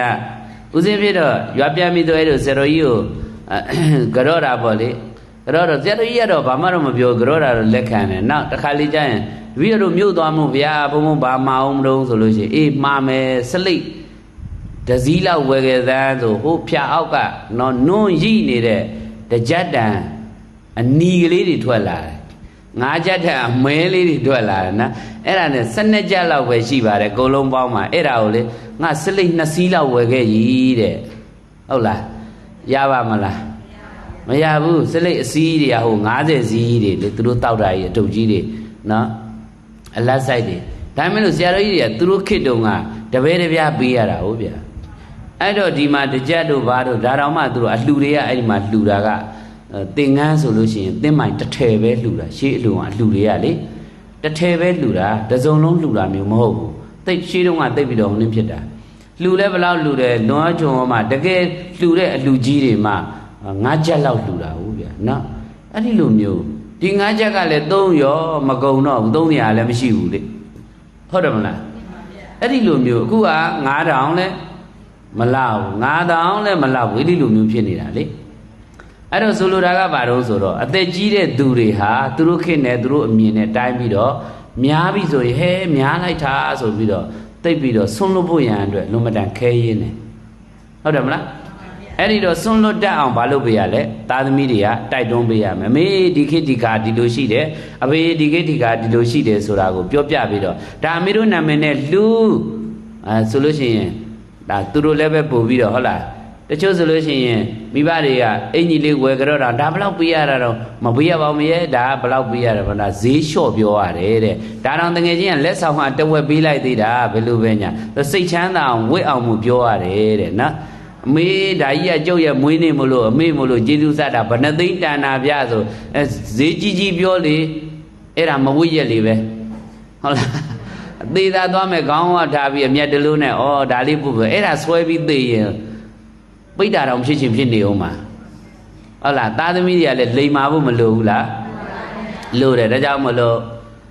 မစ္စေတွေနှမျောတွန့်လို့တဲ့မိဘနှစ်ပါးကိုစာကတမ္ပရယလူရတန်းတဆွလွတ်တအောင်တဲ့သမာဓိပေတိနိဝေသေတိပရိဋ္ဌာပေတိသားသမီးတွေကပြုလုပ်ပေးရမယ်ဟုတ်တယ်နော်နောက်တစ်ခုကဒုပ္ပညေပညာတံပရာယသမာဓိပေတိနိဝေသေတိပရိဋ္ဌာပေတိဒုပ္ပညေပညာနေပါလာတဲ့မိဘနှစ်ပါးကိုပညာရှိအောင်လုပ်ပေးရမယ်ဟုတ်လားဟုတ်ပြီဒါဆိုလို့ရှိရင်အလုံးပေါင်းလိုက်တဲ့အခါကျတော့တို့၄မျိုးပဲရတယ်ဒါမိဘကျေးဇူးအခြေဆက်တဲ့ဤမြတ်စွာဘုရားဒါဟောထားတာ၄မျိုးပဲเนาะခက်အောင်ခက်တာပဲရှိအောင်ဟောရှိတာပဲလွယ်လွယ်လေးပဲခဏလေးပဲ3မိနစ်လောက်ပြောလဲဒါပြီးတယ်ဒကာဓမ္မတို့ကိုမိဘကျေးဇူးဆက်ခြင်းရဲ့ဒီ၄မျိုးမှသရာသီလစာကပညာရပြီမှတ်မိလားမှတ်မိရင်ရပြီဒါရည်သက်ချမယ်ဆိုပြီးရောမလားအဲ့ဒီလောက်တူသွားပြန်ရင်လည်းပဲယောဂီတို့ကဟုတ်မှဟုတ်ရဲ့လားဆိုတန်တရားဝิญဉ်ဝင်နေအောင်ပါလေဒါကလေးဒီ၄ပါးလေးပြောဖို့အရေးကိုဟိုဘက်ကလှည့်ပြောလိုက်ဒီဘက်ကလှည့်ပြောလိုက်ပြောနေရတာပေးမဲ့ message ကတော့ဒီ၄ပါးပဲသဘောပါရဲ့လားအဲ့ဒါမလို့ရှင်သာရိပုတ္တရာမထေရမြတ်ကြီးသရတရားမရှိတဲ့မိဘကိုသရတရားနဲ့ကျေးဇူးဆက်သွားတယ်ဗျာ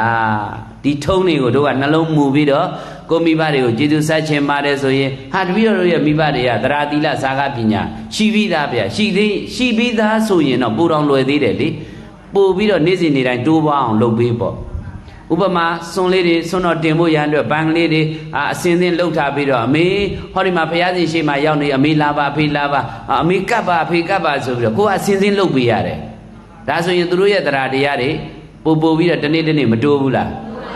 တိုးတယ်အဲ့ဒီလိုလုံနိုင်အောင်လည်းပဲကိုကထမင်းချက်ပေးတာနဲ့စားဥစားပြားကိုအရင်ဆုံးဘုရားအမေကြီးဟောဒီမှာဘုရားရှင်မောတော့အဲ့ဒါမှဒီနားမှာရောက်နေအစင်းစင်းဖြစ်ပါပြီအမေကြီးဒါပါဘုရားလေးကတော့ပြီးအမေစွန့်ကပ်လိုက်ပါအောင်ဆိုတော့ဟောသူလည်းပဲကုသိုလ်ရသွားတယ်ဟုတ်တယ်မလားသဘောပေါက်လားဦးစင်းပြောတာဟောဒီမှာအမေတို့ဖေတို့လည်းပဲဟာလားထမင်းစားဖို့စားဥစားပြားလေးတွေလှုပ်ထားပါတယ်ဆိုလို့ရှိရင်သူတို့လည်းဩသားသမီးတွေကိုသူတို့ကမေတ္တာတွေပို့တာတဲ့မိဘပို့တဲ့မေတ္တာကသားသမီးတွေရဲ့အပေါ်မှာလေအကောင်းဆုံးဆုလတ်ပဲတဲ့သူများပို့တဲ့မေတ္တာထက်မိဘပေးတဲ့မေတ္တာကအကောင်းဆုံးပဲတဲ့ဒါဦးစင်းတို့ဟိုထာဂရာတွေမှာဖွင့်ထားတယ်တဏီသောအခါမှာသားတယောက်ဟာမိဘစကားနားမထောင်ဘူးထင်ရသွားတာဟဲ့ငါသားမသွားပါနဲ့သွားတယ်ဘာဖြစ်လဲအေးငါစကားနားမထောင်နဲ့အဲ့ဒီသားစိုးသားမိုက်နင်လေးတော်တဲ့ရောက်တဲ့အခါကျွဲနဲ့ကြီးသားသေးပါစေအဲ့လိုကြိမ်လိုက်တာမိဘကလေမိဘကအဲ့ဒီလိုမျိုးရုတ်တရက်ဗဇက်ကထွက်သွားတာအဲ့တော့ဟိုလူကလည်းပဲသူသားဖြစ်သူကလည်းတော်တဲ့ကမူချူတို့နဲ့သွားတာပဲမကြောက်အကျွဲနဲ့ကြီးကလာတာပဲသူတဲ့တဲ့ကိုလာတော့တာပဲဟာငါအမေပြောတဲ့အတိုင်းတော့ဖြစ်ပြီအေးငါသစ္စာဆိုးမယ်ငါအမေသည်ကိုသားအရင်ကိုနော်သေသေးလိုတဲ့စေတနာရှိလို့ကတော့ဟောဒီကြွယ်ကြီးခတ်လို့အခါတရားသေလဲငါသေဝန်းပါတယ်နော်မိဘကိုသားဒီမိဘသည်သားသမီးကိုချစ်လို့စေတနာနဲ့ပြောတာဆိုရင်တော့ဒီကြွယ်ကြီးငါအနတ်မကတ်နိုင်ပါစေသာမခတ်နိုင်ပါစေသာလို့ဆူတောင်းလိုက်တာသစ္စာဆိုလိုက်တာပေါ့ဗျာကျွဲနဲ့ကြီးကအနားရောက်တဲ့ခါမှာဘေးကို꿰ပြီးတော့ဘေးရှောင်သွားတယ်တဲ့အဲ့ဒါရှိတယ်နော်ဒါကြောင့်မိဘရဲ့မေတ္တာသည်သားသမီးအတွက်ပါလဲအကောင်းဆုံးဆုလတ်ပါပဲမိဘမေတ္တာရခြင်းရင်မိဘတွေကိုနေတိုင်းဟုတ်လားသိရှိတင်ရရှိမယ်ဆိုရင်တော့ဒါအကောင်းဆုံးပဲเนาะခြေသုံးလက်နဲ့ပြုတ်ပေးတာတို့เนาะစားပွဲတောက်ပွဲလေးတွေလုပ်ပေးတာတို့ဒါတွေကအပူတွေမဟုတ်ဘူးလုပ်ကိုလုပ်ပေးရမယ်ဟုတ်လားစကားစမြည်တနေ့တနေ့စကားစမြည်ပြောပေးတာမျိုးတို့ဟုတ်လားဘာမှမဟုတ်လည်းပဲတရားစာလေးတွေတွေ့ရင်အဲ့ဒါလေးကိုတစ်လုံးဖြစ်စေနှလုံးဖြစ်စေဖတ်ပြတာမျိုးတို့လုပ်ပေးရတယ်မိဘနန်းမှာဖိုးဖွားနန်းမှာဟုတ်လားဗျာရှင်းကောရှင်းလားဦးစင်းပြောတာအေးမရှင်းမှတော့သိုးတယ်ဗျာနော် ဟုတ်ပြီအဲ့တော့အဲ့ဒါမျိုးလှုပ်ပေးလိုက်မယ်ဆိုရင်မိဘတွေကလည်းပဲဩငါသားတွေငါသမီးတွေငါမြီးတွေငါမြစ်တွေတော်ကြတယ်ကြမ်းမာကြပါစေတော်ချမ်းသာကြပါစေတော်အသက်ရှည်ပါစေတော်ဘုံကြီးပါစေတော်သူတို့ပေးလိုက်တဲ့မေတ္တာဟာကိုယ့်ဘဝတစ်လျှောက်လုံးမှာအဲ့ဒါဆုလိုက်ကြည့်ပဲဘယ်အန္တရာယ်မှမကြောက်တော့ဘူးတဲ့ယုံကြည်လေးပို့ပြီးတော့ကျေးဇူးများလေပဲဟုတ်တယ်မလားအဲ့တော့မိဘရဲ့ကျေးဇူးဟာမဆက်တင်ဘူးလားဆက်တင်လားဆက်တင်ပါတယ်ဗျာအဲ့ဒါမိဘကျေးဇူးဆက်နိုင်ဖို့ရန်အတွက်အထူးဆက်တဲ့နည်းကိုတော့ဒီ၄မျိုးပဲလို့မှတ်ရမယ်နော်ကဲအဲ့ဒီ၄မျိုးကိုဦးဇင်းအသေးစိတ်ပြမယ်သရတရားတဲ့သရဆိုတာဘယ်လိုသရမျိုးကိုပြောတာလဲဆိုတော့နော်ဖယားကိုယုံတဲ့သရတရားကိုယုံတဲ့သရသံဃာကိုယုံတဲ့သရကံကိုယုံတဲ့သရကံရဲ့အကျိုးကိုယုံတဲ့သရဒီ၅ချက်မျိုးဒီ၅မျိုးလုံးကိုယုံမှအဲ့ဒါသရအစစ်ဟုတ်လားသားယုံနာသမီးယုံနာပစ္စည်းယုံနာဟိုဟာယုံနာဒီဟာယုံနာကသရအစစ်လို့ပြောလို့ရမလားမရဘူးဗျအဲ့ဒါကိုတော့ဦးဇင်းတို့သူတော်ကောင်းတို့သဘောပေါက်မှရမှာနော်အဲ့တော့သရအစစ်ဆိုတာယုံကြည်ချက်ဘယ်နှမျိုးပါလဲ၅မျိုးကဘာတွေတုံးဖယားကိုယုံရမယ်တရားကိုယုံရမယ်သံဃာကိုယုံရမယ်ကံကိုယုံရမယ်ကံရဲ့အကျိုးကိုယုံရမယ်ယရဏ၃ပါးကံရဲ့အကျိုးထို၅မျိုးကိုသက်ဝင်ယုံကြည်တဲ့တရားတရားမှအပေတကားပိတ်နိုင်တာတဲ့ဟုတ်လားရှင်းကိုရှင်းလားမသိပါဘူးအရေးကြီးလို့ထပ်တလဲလဲပြန်ပြောတယ်လို့သာမှတ်ပါဗျာနော်နောက်တစ်ခါကျတော့သရာပြီးတော့ဘာပါလေသီလဆိုတာကလည်းကြည်လိုက်စမ်းပါတဲ့နော်သီလမှာတို့တွေခါဝပစိုးပမာမြဲမြန်းစွာစောင့်တည်ရမှာက၅ပါးသီလဟုတ်တယ်မလားတခြားဟာတွေမဆောင်သုံးရင်နေပါတဲ့၅ပါးသီလကတော့ဆောင်သုံးပါဟာတပည့်တော်တို့ကဘုရားကျမ်းမာကြီးကမကောင်းတာနဲ့ဟုတ်လားလူမျိုးစီးပွားရေးတွေနဲ့လုံနေရတယ်ပဲဒါတွေကမဆောင်နိုင်ဘူးဗျာနေ့မဆောင်နိုင်ရင်တော့ညဆောင်မြအောင်ဆောင်ပါတဲ့ဟုတ်လားဦးဇင်းပြောတာသဘောပေါက်လားညဆောင်လို့ကုသိုလ်မရဘူးလို့မထင်ပါနဲ့တဲ့ညဆောင်တဲ့ကုသိုလ်ကတော့မှ तू ကမပြည့်စည်သည့်အတွက် तू ကပူသေးကြတယ်တဲ့ရဖို့သေးကြတယ်တဲ့ဟုတ်လားရှင်းရောရှင်းလားရှင်းပါတယ်ဥတခါကဒုမကြီးတယောက်တဲ့နွားနုဦးတဲတာတဲ့တဲတော့နွားနုကတော့ तू တောက်မှုတဲတာနေမှာပေါ့ဗျာဟိုမီးတွေကပြင်းပြီးတော့ဟိုမှာဘာဖြစ်နွားနုကြီးကအပြင်ဝေပြီးတော့ပွက်ကြတာအဲ့ဒါတော့နွားနုကြီးဝေကြနေဝေကြသွားတဲ့နွားနုတွေရွှေစည်းကုံဖရာလူပါကြီးဖရာလို့ပြောတဲ့အလကားတော့အပြစ်မခံဘူးဟုတ်တယ်မလားအဲ့ဒါဘယ်သူထုံလို့မေးလို့ရှိရင်ဒေဝရရဲ့ထုံမယ်ပြောဘယ်သူထုံဒေဝရသည်ဖရာကိုဘယ်လိုပဲနှောက်ရက်ခဲ့နောက်ဆုံးငါရဲ့အကိုလည်းဖြစ်တယ်ရောက်ဖလည်းတော်တယ်ငါရဲ့ဆရာလည်းဖြစ်တယ်ဒီမြတ်စွာဘုရားငါပေါ်ဘာတခုမှဘွေမယူဘူးငါကသာလောဘဒေါသမောဟမာနတွေသိပ်ပြင်းထန်ပြီးတော့ငါနောင်တော်ကြီးပေါ်ငါအပြစ်တွေရှာမိတယ်ငါသွားတောင်းမှန်မှတော်တော့မဲဆိုပြီးတောင်းမှန်မှုအသွားကံတရားကဘုရားနဲ့တွေ့ခွင့်မပေးတော့ဘူး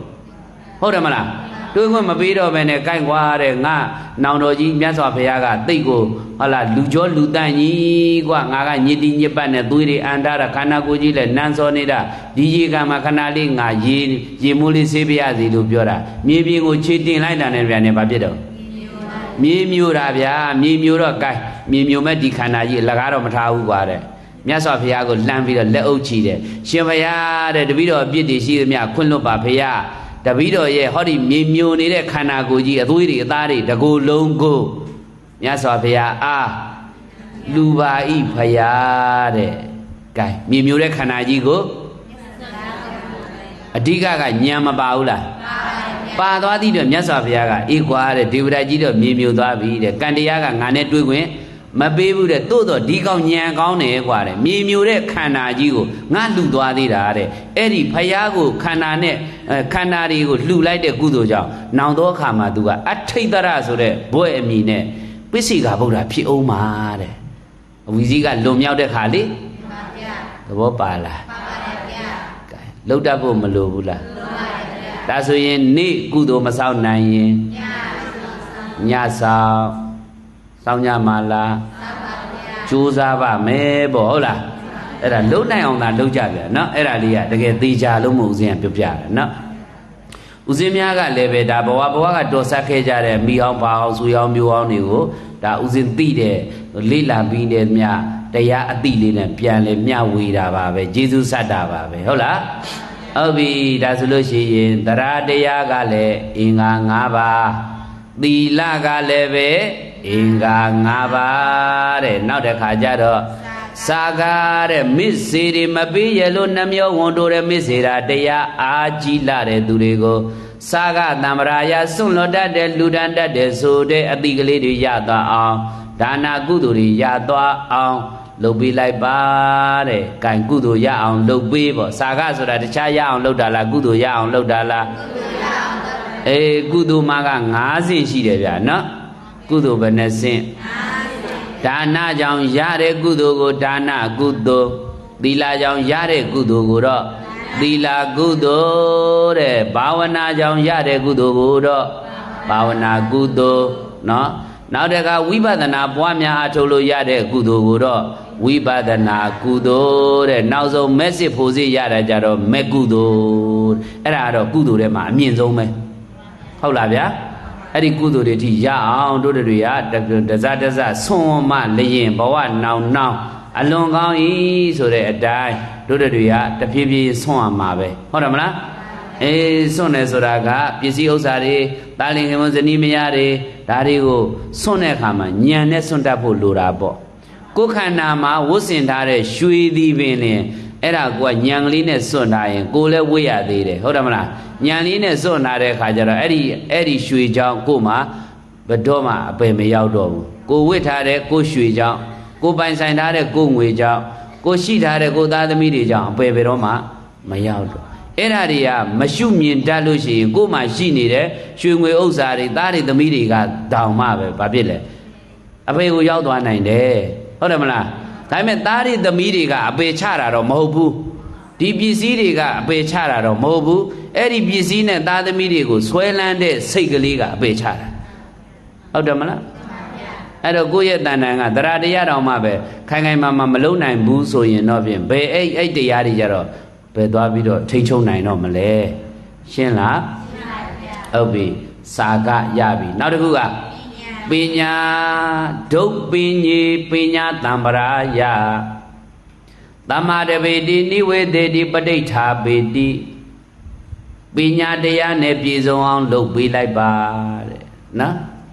အဲ့တော့ပညာဆိုတာကအင်္ဂါ၅မျိုးရှိတယ်ဗျပညာမှာလည်းပဲလေအားလုံးအစဉ်က5မျိုးနဲ့မှတ်မိအောင်မလို့5မျိုးနဲ့ပြောသွားတယ်နော်ပညာမှာကတော့ဘာတွေကိုသိတဲ့ပညာလဲမွေးရင်တဲ့နေ့တိုင်းပြောထားတာအားလုံးမှတ်မိပါလိမ့်မယ်အကြောင်းအကျိုးကိုသိတဲ့ဉာဏ်အကောင်းအဆိုးကိုသိတဲ့ဉာဏ်အမှားအမှန်ကိုသိတဲ့ဉာဏ်ကုသိုလ်အကုသိုလ်ကိုသိတဲ့ဉာဏ်ယုတ်နံကိုသိတဲ့ဉာဏ်ဘယ်နှစင်းလဲငါပြောကြည့်တာပါလေအကြောင်းအကျိုးသိတဲ့ဉာဏ်အကောင်းအဆိုးသိတဲ့ဉာဏ်အမှားအမှန်သိတဲ့ဉာဏ်ကုသိုလ်အကုသိုလ်သိတဲ့ဉာဏ်ယုတ်နံလို့သိတဲ့ဉာဏ်အဲ့ဒီဉာဏ်ကြီးရသွားရင်တော့ဟောအလိုလိုဝိပဿနာလမ်းကြောင်းပေါ်ရောက်မသွားဘူးလားရောက်သွားပြီဆိုလို့ရှိရင်တော့ဒါသေချာသွားပြီတဲ့เนาะအဲ့ဒီပုဂ္ဂိုလ်ကလိတ်လမ်းကြောင်းပေါ်ရောက်သွားရင်တော့ဖြင့်ဒါတစ်ချိန်တော့သူနိဗ္ဗာန်ရောက်တော့မှာပဲအဓိကဒီလမ်းကြောင်းပေါ်ရောက်အောင်တွန်းတင်ပေးနိုင်မှုပဲလိုတာပဲဟုတ်တယ်မလားရှင်းရှင်းရလားကဲဒါဆိုလို့ချင်းမိဘကျေးဇူးအခြေစတဲ့နိဗ္ဗာန်နိလေးနိတရားတရားရဲ့သီလတရားရဲ့စာကတရားရဲ့ပညာတရားရဲ့တဲ့အဲ့ဒီတရား၄ပါးကိုကိုယ်တိုင်လည်းပြည့်စုံအောင်ကြိုးစားပါဟုတ်လားကိုယ်ပတ်ဝန်းကျင်ကိုလည်းပဲပြည့်စုံအောင်ကြိုးစားပေးလိုက်ပါဖြန့်ဝေပေးလိုက်ပါမိမိရဲ့သားလင်ခင်မောဇနီးမယားသမီးသားနဲ့မိဘဘိုးဘွားမှန်သမျှကိုယ်နဲ့သက်ဆိုင်တဲ့သူတွေမှန်သမျှကိုဒီတရား၄ပါးနဲ့သာပြည့်စုံအောင်လုပ်ပေးလိုက်မယ်ဆိုရင်ဘဝကတင်ခဲ့တဲ့အကျွေးတွေပေါ့ယခုဘဝမှာရှိနေတဲ့ဂုဏ်ကျေးဇူးတွေရောမကြေဘူးလားကြေမလားကြေမယ်အဲ့တော့မိခင်မှာဦးဇင်းတော်အဓိကကတော့မအေရဲ့ အကျွေးကိုဆတ်နိုင်ရင်မိခင်ရဲ့ကျေးဇူးကိုဆတ်နိုင်ရင်တဲ့ဟုတ်လားအလုံးစုံသောကျေးဇူးတွေတောင်ကြည်တယ်လို့ဦးဇင်းထင်တာပါပဲဦးဇင်းထင်တာပြောတာနော်ဘာကြောင့်တော့ရှင်သာရိပုတ္တရာသည်မအေးကျေးဇူးဆတ်လိုက်တာနဲ့အကုန်လုံးကြည်သွားတယ်လို့ဖြစ်သွားတာပေါ့နော်အဲကြောင့်မို့လို့မြတ်စွာဘုရားကနေပြီးတော့ပြောမှာပေါ့ဗျာဒီမှာမင်းအမေကျေးဇူးဆတ်မယ်ဆိုရင်ငါကျေးဇူးလက်ဆအောင်တရားကျေးဇူးဆတ်အောင်ပြောမှာပေါ့ကြံမယ်ဆိုရင်လေပြောလားမပြောဘူးဗျာအဲ့တော့ကိုတိုင်းကလည်းပဲဒီတရားတွေနဲ့ပြည့်စုံအောင်နေတယ်နော်နောက်တစ်ခါကျကိုပတ်ဝန်းကျင်ကိုလည်းဒီတရားတွေနဲ့ပြည့်စုံအောင်ဖြန့်ဝေတယ်နောက်ဆုံးကိုမိဘတွေကိုလည်းဒီတရားတွေနဲ့ဟာလာပြည့်စုံအောင်လုပ်ပေးလိုက်တယ်ဆိုရင်အဲ့ဒါမွေးကျေးဇူးကြွေးကျေးဇူးကမကျေဘူးလားကျေလားကျေတယ်အဲ့တော့တို့ကမိဘကျေးဇူးဆက်တော့မယ်ဆိုရင်တို့တွေဝမ်းပိုက်ထဲမှာနေတော့ကအမေ6လ10လဘလို့ဒုက္ခရောက်တယ်ဆိုတာလေးနည်းနည်းစာမာရှိတာလေးကိုဦးဇင်းတို့နည်းနည်းလေးဖြန့်ဝေပေးဦးမယ်နော်ဒါမှအမေကိုဟာလာအမေထမိန်လျှော်ပေးခြင်းစိတ်လေးတွေပေါက်သွားအောင်မို့ပေါ့ဟုတ်လားအမေကိုညာတိုင်းရှ िख ိုးခြင်းနဲ့စိတ်ကလေးတွေပေါက်သွားအောင်မို့နည်းနည်းပြောခြင်းနဲ့နော်တို့တွေအမေဝမ်းပိုက်ထဲမှာနေခဲ့စဉ်ကမေးဆက်မပြောလွန်မှုမောရှင်ပွဲတော်ကြိုက်ပိုက်တဲ့ကုံအများအလိုရတလဆိုရမတဲ့တို့တွေဝမ်းပိုက်ထဲမှာအမိပိုက်ထဲမှာရောက်တော့ကတလရောက်တလားလောက်ရှိပြီတလားသားအရွယ်ပေါ့နော်ဝမ်းမိုက်ထဲမှာတလားသားအရွယ်ဆိုလို့ရှိရင်တဲ့မိဘတွေမှာအိတ်လို့လဲမရဘူးတဲ့အမြဲတမ်းခေါင်းထဲမှာလဲမူးမောနေတာပဲတဲ့ဒုက္ခတွေရောက်တာနော်တလားလောက်ဟာလေနှထင်နေကြည့်လိုက်လဲခြိုက်နေရောတာမျက်တွင်းနေလဲခြိုက်နေရောတဲ့မျက်ကွင်းနေရလဲညိုနေရောတဲ့လေတိုင်းကြီးနေရတော့ရှေးပြီးတော့အဲ့လိုဖြစ်နေတာတဲ့ဟုတ်လားအဲ့ဒီချိန်မှာဘာတွေတောင်းတော့ယောက်ျားရေးနေလေးရပြင်းပြင်းနဲ့တံမယာသီးလေးတုတ်ပေးသမ်းမှာဟုတ်လားစတော်ဘယ်ရီလေးစတော်ဘယ်ရီသီးလေးဝယ်ပေးသမ်းမှာချင်းနာတွေတောင်းတလိုက်မယ်တဲ့အဲ့ဒါဘယ်နှလတလစေချမ်းနေရတာရေးထားပြီးသားနော်အဲ့တော့တို့အမေတို့ဝမ်းပိုက်ထဲမှာအမေပိုက်ထဲမှာနေတော့ကအမေနဲ့ဖေဘလောက်လှုပ်ချုပ်တယ်ဆိုတာနည်းနည်းလေးမြင်သာအောင်မို့လို့နော်အဲ့တော့ဒါလေးတွေသိပြီးတော့အမေပစိုးအဖေပစိုးလေးတွေအမေထမိန်လေးတွေချော်ချင်းစိတ်လေးပေါက်သွားအောင်မို့ပြောပြတာဟုတ်လားအများအလိုရတလဆိုရမတဲ့မိဘတွေမှာလीတလလောက်ဆိုရင်မျက်ကွင်းနေညိုဟုတ်လားမူမောပြီးတော့အိတ်လို့တော့မပြောတော့ဘူးတဲ့တော်တော်ဒုက္ခမရဘူးလားရောက်လားအေးအဲ့ဒီဒုက္ခတွေတလနော်တလားလောက်ကိုယ့်ရဲ့တန်နေသားလေးကိုပိုက်တဲ့လွယ်ထားရတာတဲ့အမေမှာအဲ့လိုဒုက္ခတွေရောက်အဖေမှာလည်းနေမထိထိုင်မလားဖြစ်နေမိမကြီးဘယ်နဲ့တော့ငါဘာလုပ်ပြငါလည်းမလုပ်တတ်ဘူးဟာသင်စားကျင်တာတော့လုပ်ပေးမယ်ပေါ့ဟုတ်လားဒါနဲ့နောက်တစ်ခါကျတော့ဘာဖြစ်လာမလို့ဆိုတော့ချိုးပြတကားနှစ်လကြာပြန်တော့ရတာတင်းလဲနော်ရတာတင်းလဲစားပါလေသွားအင်းလေးကြိတ်ပြီးတော့စားခြင်းစိတ်တွေကဖြစ်တဲ့နှစ်လဆိုရင်အချိုကိုကြိုက်တာတဲ့မိဘတွေကလေကြံရည်လေးတောက်ချင်လိုက်တာထညက်ကလေးစားခြင်းလိုက်တာဟုတ်လားအညာကိုမှာပေးပါဦးထညက်ကလေးပေါ့ဟုတ်လားကြံတကာလေးဖြစ်ဖြစ်ဈေးတဲ့ပြေဝယ်ပါအောင်တို့အချိုကိုတောင်းတတာဘယ်နှလအဲ့တော့အမေတောင်းတသမျှကိုအဖေကနေပြီးတော့နေပူမရှောင်မိုးရွာမရှောင်ဝယ်ပေးရှာပေးနောက်ဒါမှမဟုတ်အနီးစပ်ဆုံးအိမ်ကနေတောင်းပေးရတာမျိုးတွေမရှိဘူးလားရှိပါတယ်ဗျာအဲ့ဒီဒုက္ခတွေတို့သိလားမသိဘူးအမေနဲ့အဖေမှာအဲ့ဒါနှစ်လပြည့်အဲ့ဒီဒုက္ခတွေတို့နှစ်လသားရွယ်မှာအဲ့ဒီဒုက္ခတွေရောက်တယ်တဲ့စားခြင်းစိတ်များလဲဆွဲတဲ့နောက်တစ်ခါ3လရှိပြန်တော့မြေပဲအစိတ်နဲ့မြည်ခြင်းတဲ့စိတ်တွေပေါ်ပါတဲ့ဘယ်နှလ3လကြတော့ဟုတ်လားအစိတ်နေစားခြင်းနဲ့တဲ့နော်စိတ်နာလေးတွေပေါ့မြေပဲတို့ဟုတ်လားနောက်တီဟိုစီလေးတွေတို့နေကြစီလေးတွေတို့ဟိုစီဒီစီအဲ့ဒါလေးတွေစားခြင်းတာတဲ့အဲ့တော့အဲ့ဒါမအေးရတန်တာတဲ့ခါကျတော့ဖေးရပါလို့ပြရလဲရှာပေးရတာတဲ့ကဲနေတဲ့ဒုက္ခဟုတ်ရလားမဟုတ်ဘူးဦးဇင်းတို့သူတော်ကောင်းတို့အဲ့ဒါများနော်မိဘရဲ့ကျေးဇူးမတိပဲပြန်ပြောခြင်းနဲ့သားသမီးတွေဒါလေးတွေတို့သိထားဖို့လိုတာပေါ့ဟုတ်လား3လရှိပြန်တော့မြေပဲအစိမ့်နဲ့စားခြင်းတိတ်တွေဖြစ်တဲ့4လမအခါထူးပြီးမို့ဓမ္မဘူးများလဲစားခြင်းတဲ့ခါတာလေးတွေကြိုက်တဲ့4လဆိုရင်ဘယ်လိုလဲ ဗျားတို့ပြောရတာလေဗျာသဘောကပေါ့ဟဲ့လားတို့တွေရဲ့တန်ဒီသားလေးဘယ်နှလအခါထူပြီးမို့လေးလစိုးအခါထူပြီးမို့ဓမ္မဘူးများလဲစားခြင်းတဲ့ယောက်ျားကြီးဓမ္မရွယ်ကလေးတို့စားခြင်းလိုက်တာခွေတော်ရွယ်လေးကြော်စားခြင်းလိုက်တာဆိုခါရလေးတွေတောင်းတတယ်တဲ့ဟုတ်လား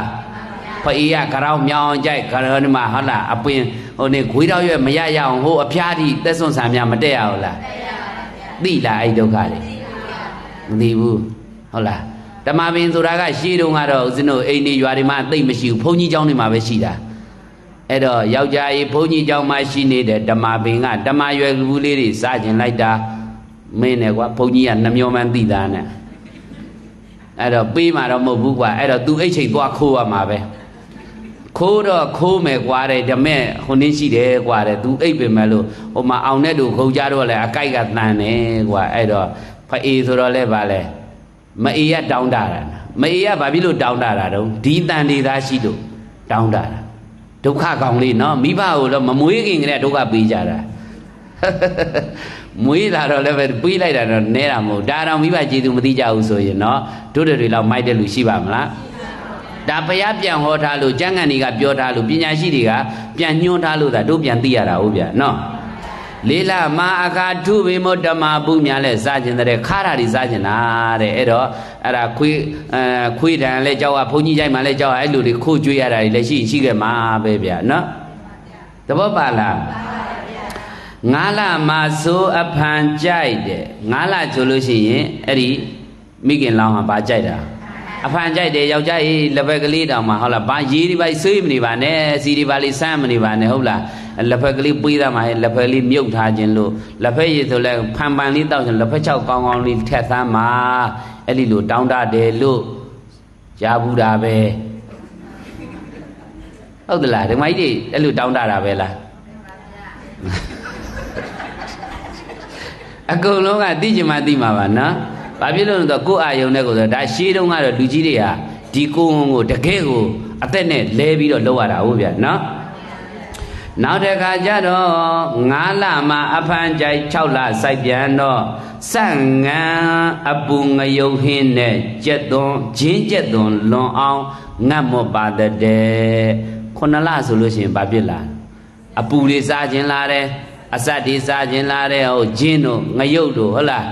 အဲ့ဒါကြီးတောင်းတလာတယ်တဲ့ယောက်ျားကြီးဂျင်းလေးတုပ်ပေးသားမှာတို့ဘာလို့တောင်းတမှာဗျာနီးစပ်ဆိုတော့သူမြတ်တောင်းတလို့မှမရတာဟုတ်တယ်မလားအဲ့ဒါယောက်ျားပဲသူတောင်းတမှာပေါ့တဲ့အဲ့ဒါသူတောင်းတတာကြီးဘာလုပ်ပေးရမှာတော့လုပ်ပေးရမှာတဲ့ဟုတ်လားအဲ့ဒီလိုတောင်းတတာတဲ့ဘယ်နှလဆိုရင်လဲ9လတဲ့ဟာဂျင်းကလည်းမရဘူးကွာဟိုဂျင်းမရလဲကြက်သွန်သားတုပ်ပေးပါတော့ဒီလိုမျိုးတောင်းတာတယ်နော်အဲ့တော့နောက်စိတ်မရှိလို့ရှိရင်ဘာဖြစ်လာအောင်ဆိုတော့ငါကြက်သွန်အလုံးတိုင်းတော့ကြိုက်စားတယ်တဲ့ဟုတ်လားစိတ်မရှိတော့နော်နောက်တစ်ခါကျတော့အဝမထိန်ရင်ဖြင့်နောက်တစ်ခါကျ9လမှာဝမ်းငါကြောဒါ6လမှာပြောတာနော်ဟိုနင်းနေကြိုက်တာ6လစိုက်ပြန်တော့အဆက်အငံအပူတွေကြိုက်ပါတဲ့9လမှာကျတော့ဝမ်းငါကြောအဝမထိန်ကြောရင်လေးမြအကျော်ကလေးမြပေါ်တဲ့နော်အဲ့တော့9လဆိုတဲ့အခါပိုက်ကလေးကလည်းတင်းလာတော့ပြောင်းပြီးတော့ဘာတွေဖြစ်လာတာအကျော်ကလေးတွေစိမ့်လေးတွေပေါ့တချို့ဟာတွေကပြတ်တောင်ပြတ်ထွက်တယ်လို့ဆိုတယ်ဟုတ်လားဟုတ်လားတော့မသိဘူးလေစာတဲ့တွေ့တာပြောတာဟုတ်လား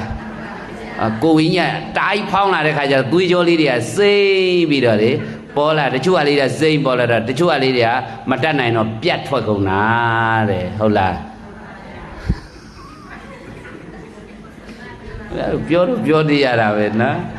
အဲ့ဒါအဝတ်တော်မှပဲဟိုတင်းတင်းရင်ဝင်မဝေးနိုင်တော့ဘူးတဲ့ခပ်ပြောခပ်ရော့ဝေးရတာမျိုးဟုတ်လားထားလို့ရခက်မြန်သွားမိမတို့မှယိုး8လမျိုးကြတော့ရေတစ်ခုကိုသေလူအောင်ချိုးခြင်းပါတဲ့8လတဲ့ရောက်လာပြီဆိုရင်ပူတာမခံနိုင်ဘူးတဲ့အထက်ကအကောင်လေးကတော်တော်ပူဒုက္ခပေးတယ်နဲ့တူတယ်နော်ဦးဇင်းတို့သူတော်ကောင်းတို့ဗိုက်ထဲမှာနေတော့အမေတားပူတာပဲတဲ့8လလောက်ဆိုရင်လေယောက်ျားကြီးရေခတ်ပေးပါအောင်ဘာဖြစ်လို့တော့ပူတာရေချိုးကျင်တာရေစိမ့်ကျင်တာဆိုတာမင်းဟာဆောင်းတွင်းကြီးကွာဆောင်းတွင်းလည်းမရဘူးပူတာမနေနိုင်ဘူးအဲ့ဒီလိုကိုဖြစ်တာတဲ့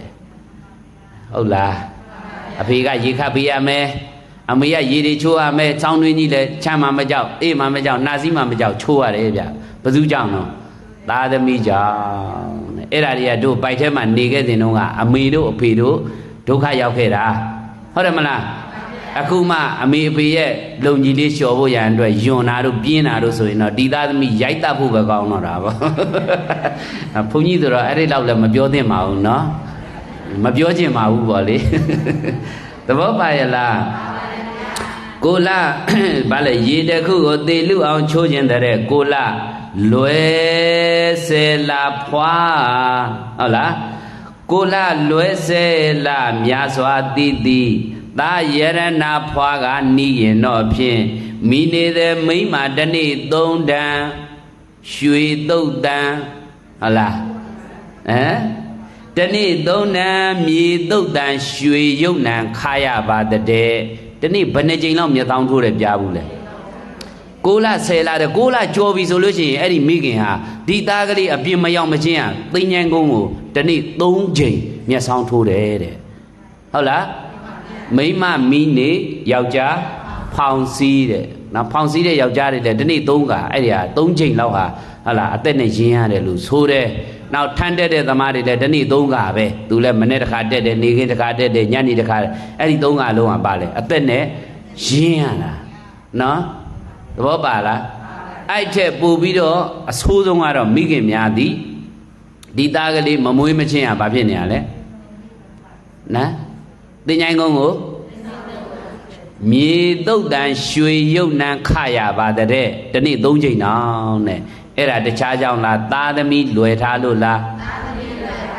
အဲ့ဒီလိုဆင်းရဲဒုက္ခတွေခံပြီးတော့တို့တဲ့တွေကိုလွယ်ပြီးတော့ဝမ်းပိုက်ထဲမှာ6လကျော်10လ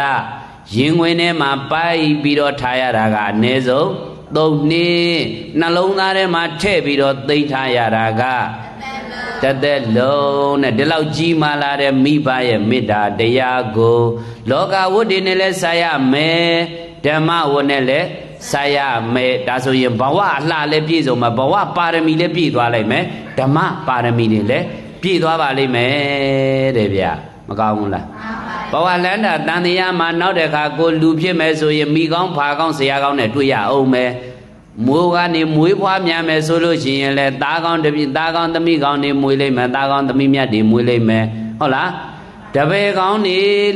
လက်အောင်ငယ်ကောင်းနေသားလျင်ကြုံရဆုံရလိမ့်မယ်တဲ့တခြားကြောင့်မဟုတ်ဘူးဘဝပါရမီလည်းပြည့်လို့ဓမ္မပါရမီလည်းပြည့်လို့သဘောပေါက်ရဲ့လားကဲဒါဆိုရင်မိဘကျေးဇူးအထူးစတဲ့နီးသည်နီးဘယ်နှပါ4ပါဒီအင်္ဂါ4ပါပါဗျာဒီအင်္ဂါ4ပါနဲ့ပြည့်စုံအောင်လုပ်ပေးရမှာနော်ဟုတ်ပြီအဲ့တော့ဒီ4ပါကိုပဲပြန်ပြောပါတရားတရားမရှိတဲ့သူကိုတရားတရားရှိအောင်သီလတရားမရှိတဲ့သူကိုသီလတရားရှိအောင်စာကတရားမရှိတဲ့သူကိုစာကတရားရှိအောင်ပညာတရားမရှိတဲ့သူကိုပညာတရားရှိအောင်အဲ့တော့ကိုအရင်သာဖြည့်လိုက်ပါနော်အတ္တနိစ္စပထမကိုယ်တိုင်ကအရင်ကျင့်လိုက်ပါတရားတွေပြည့်စုံအောင်လုပ်လိုက်ပါပေါ့ကိုယ်တိုင်ပြည့်စုံသွားပြီဆိုရင်ကိုယ့်ရဲ့ပတ်ဝန်းကျင်တာလင်ခင်မောဇနီးများသမီးသားမိဘဖိုးဖွားများအထိတဖြည်းဖြည်းနဲ့ချဲ့သွားလို့မရဘူးလားရတယ်အဲ့ဒီဟာတွေနဲ့သာဆက်မယ်ဆိုရင်တတန်တရားလုံးကတင်ကျင်တဲ့အကျွေးတွေတင်ခဲ့ပါတော့တဲ့ဒီ4ချက်သာပြည့်စုံအောင်လုပ်ပေးရင်အကုန်ကြည်တဲ့ဗျာမကောင်းဘူးလားအေးဒီလောက်ကောင်းတဲ့တရားကိုတစ်သက်လုံးသာမှတ်ကြပါလို့ဒါပြောပါတယ်ဗျာနော်ဦးစင်းကမင်းညကလေးကဒါဒီ4ပါးပဲရှိတာဗျာဆို9မိနစ်နဲ့ပြောမပြီးဘူးလားပြီးတယ်သို့တော်လည်းပဲတခြားရဲ့ဂုဏ်တွေတတ္တိတွေမမြင်မဲနဲ့ဒီလောက်ပဲပြောပြလိုက်မယ်ဆိုရင်ပြောပြီးပြီးပြောက်ဖြစ်သွားမှာဆိုလို့နော်ဟုတ်ပြီနောက်ဆုံးအစင်းကတော့ဖြင့်ပညာတမ္ပရာယသမာဓိပေတိနိဝေတိပရိဋ္ဌာပေတိပညာတရားတွေထဲမှာတော့အမြင့်ဆုံးမြတ်ဆုံးဟာတခြားလားဝိပဿနာပညာလားကိုယ်တိုင်လည်းဝိပဿနာပညာပြည့်စုံအောင်လုပ်ပါပတ်ဝန်းကျင်ကိုလည်းဝိပဿနာပညာတွေမျှဝေပါမိမိရဲ့မိဘတွေဖိုးဘွားတွေကိုလည်းပဲဝိပဿနာတရားအားထုတ်နိုင်အောင်ပံ့ပိုးပေးပါကူညီပေးပါစောင့်ရှောက်ပေးပါတဲ့ဒါဆိုရင်ကိုယ်တိုင်လည်းပဲဟုတ်လားဝိပဿနာလုပ်ပြီးဆိုတော့တခြားရှုသလားခန္ဓာက သစ္စာဘယ်နှချက်ဆိုင်ကဲသစ္စာလဲဆိုင်ပါပြီဗျာတာဓုခောတော်ကြပါအောင်စို့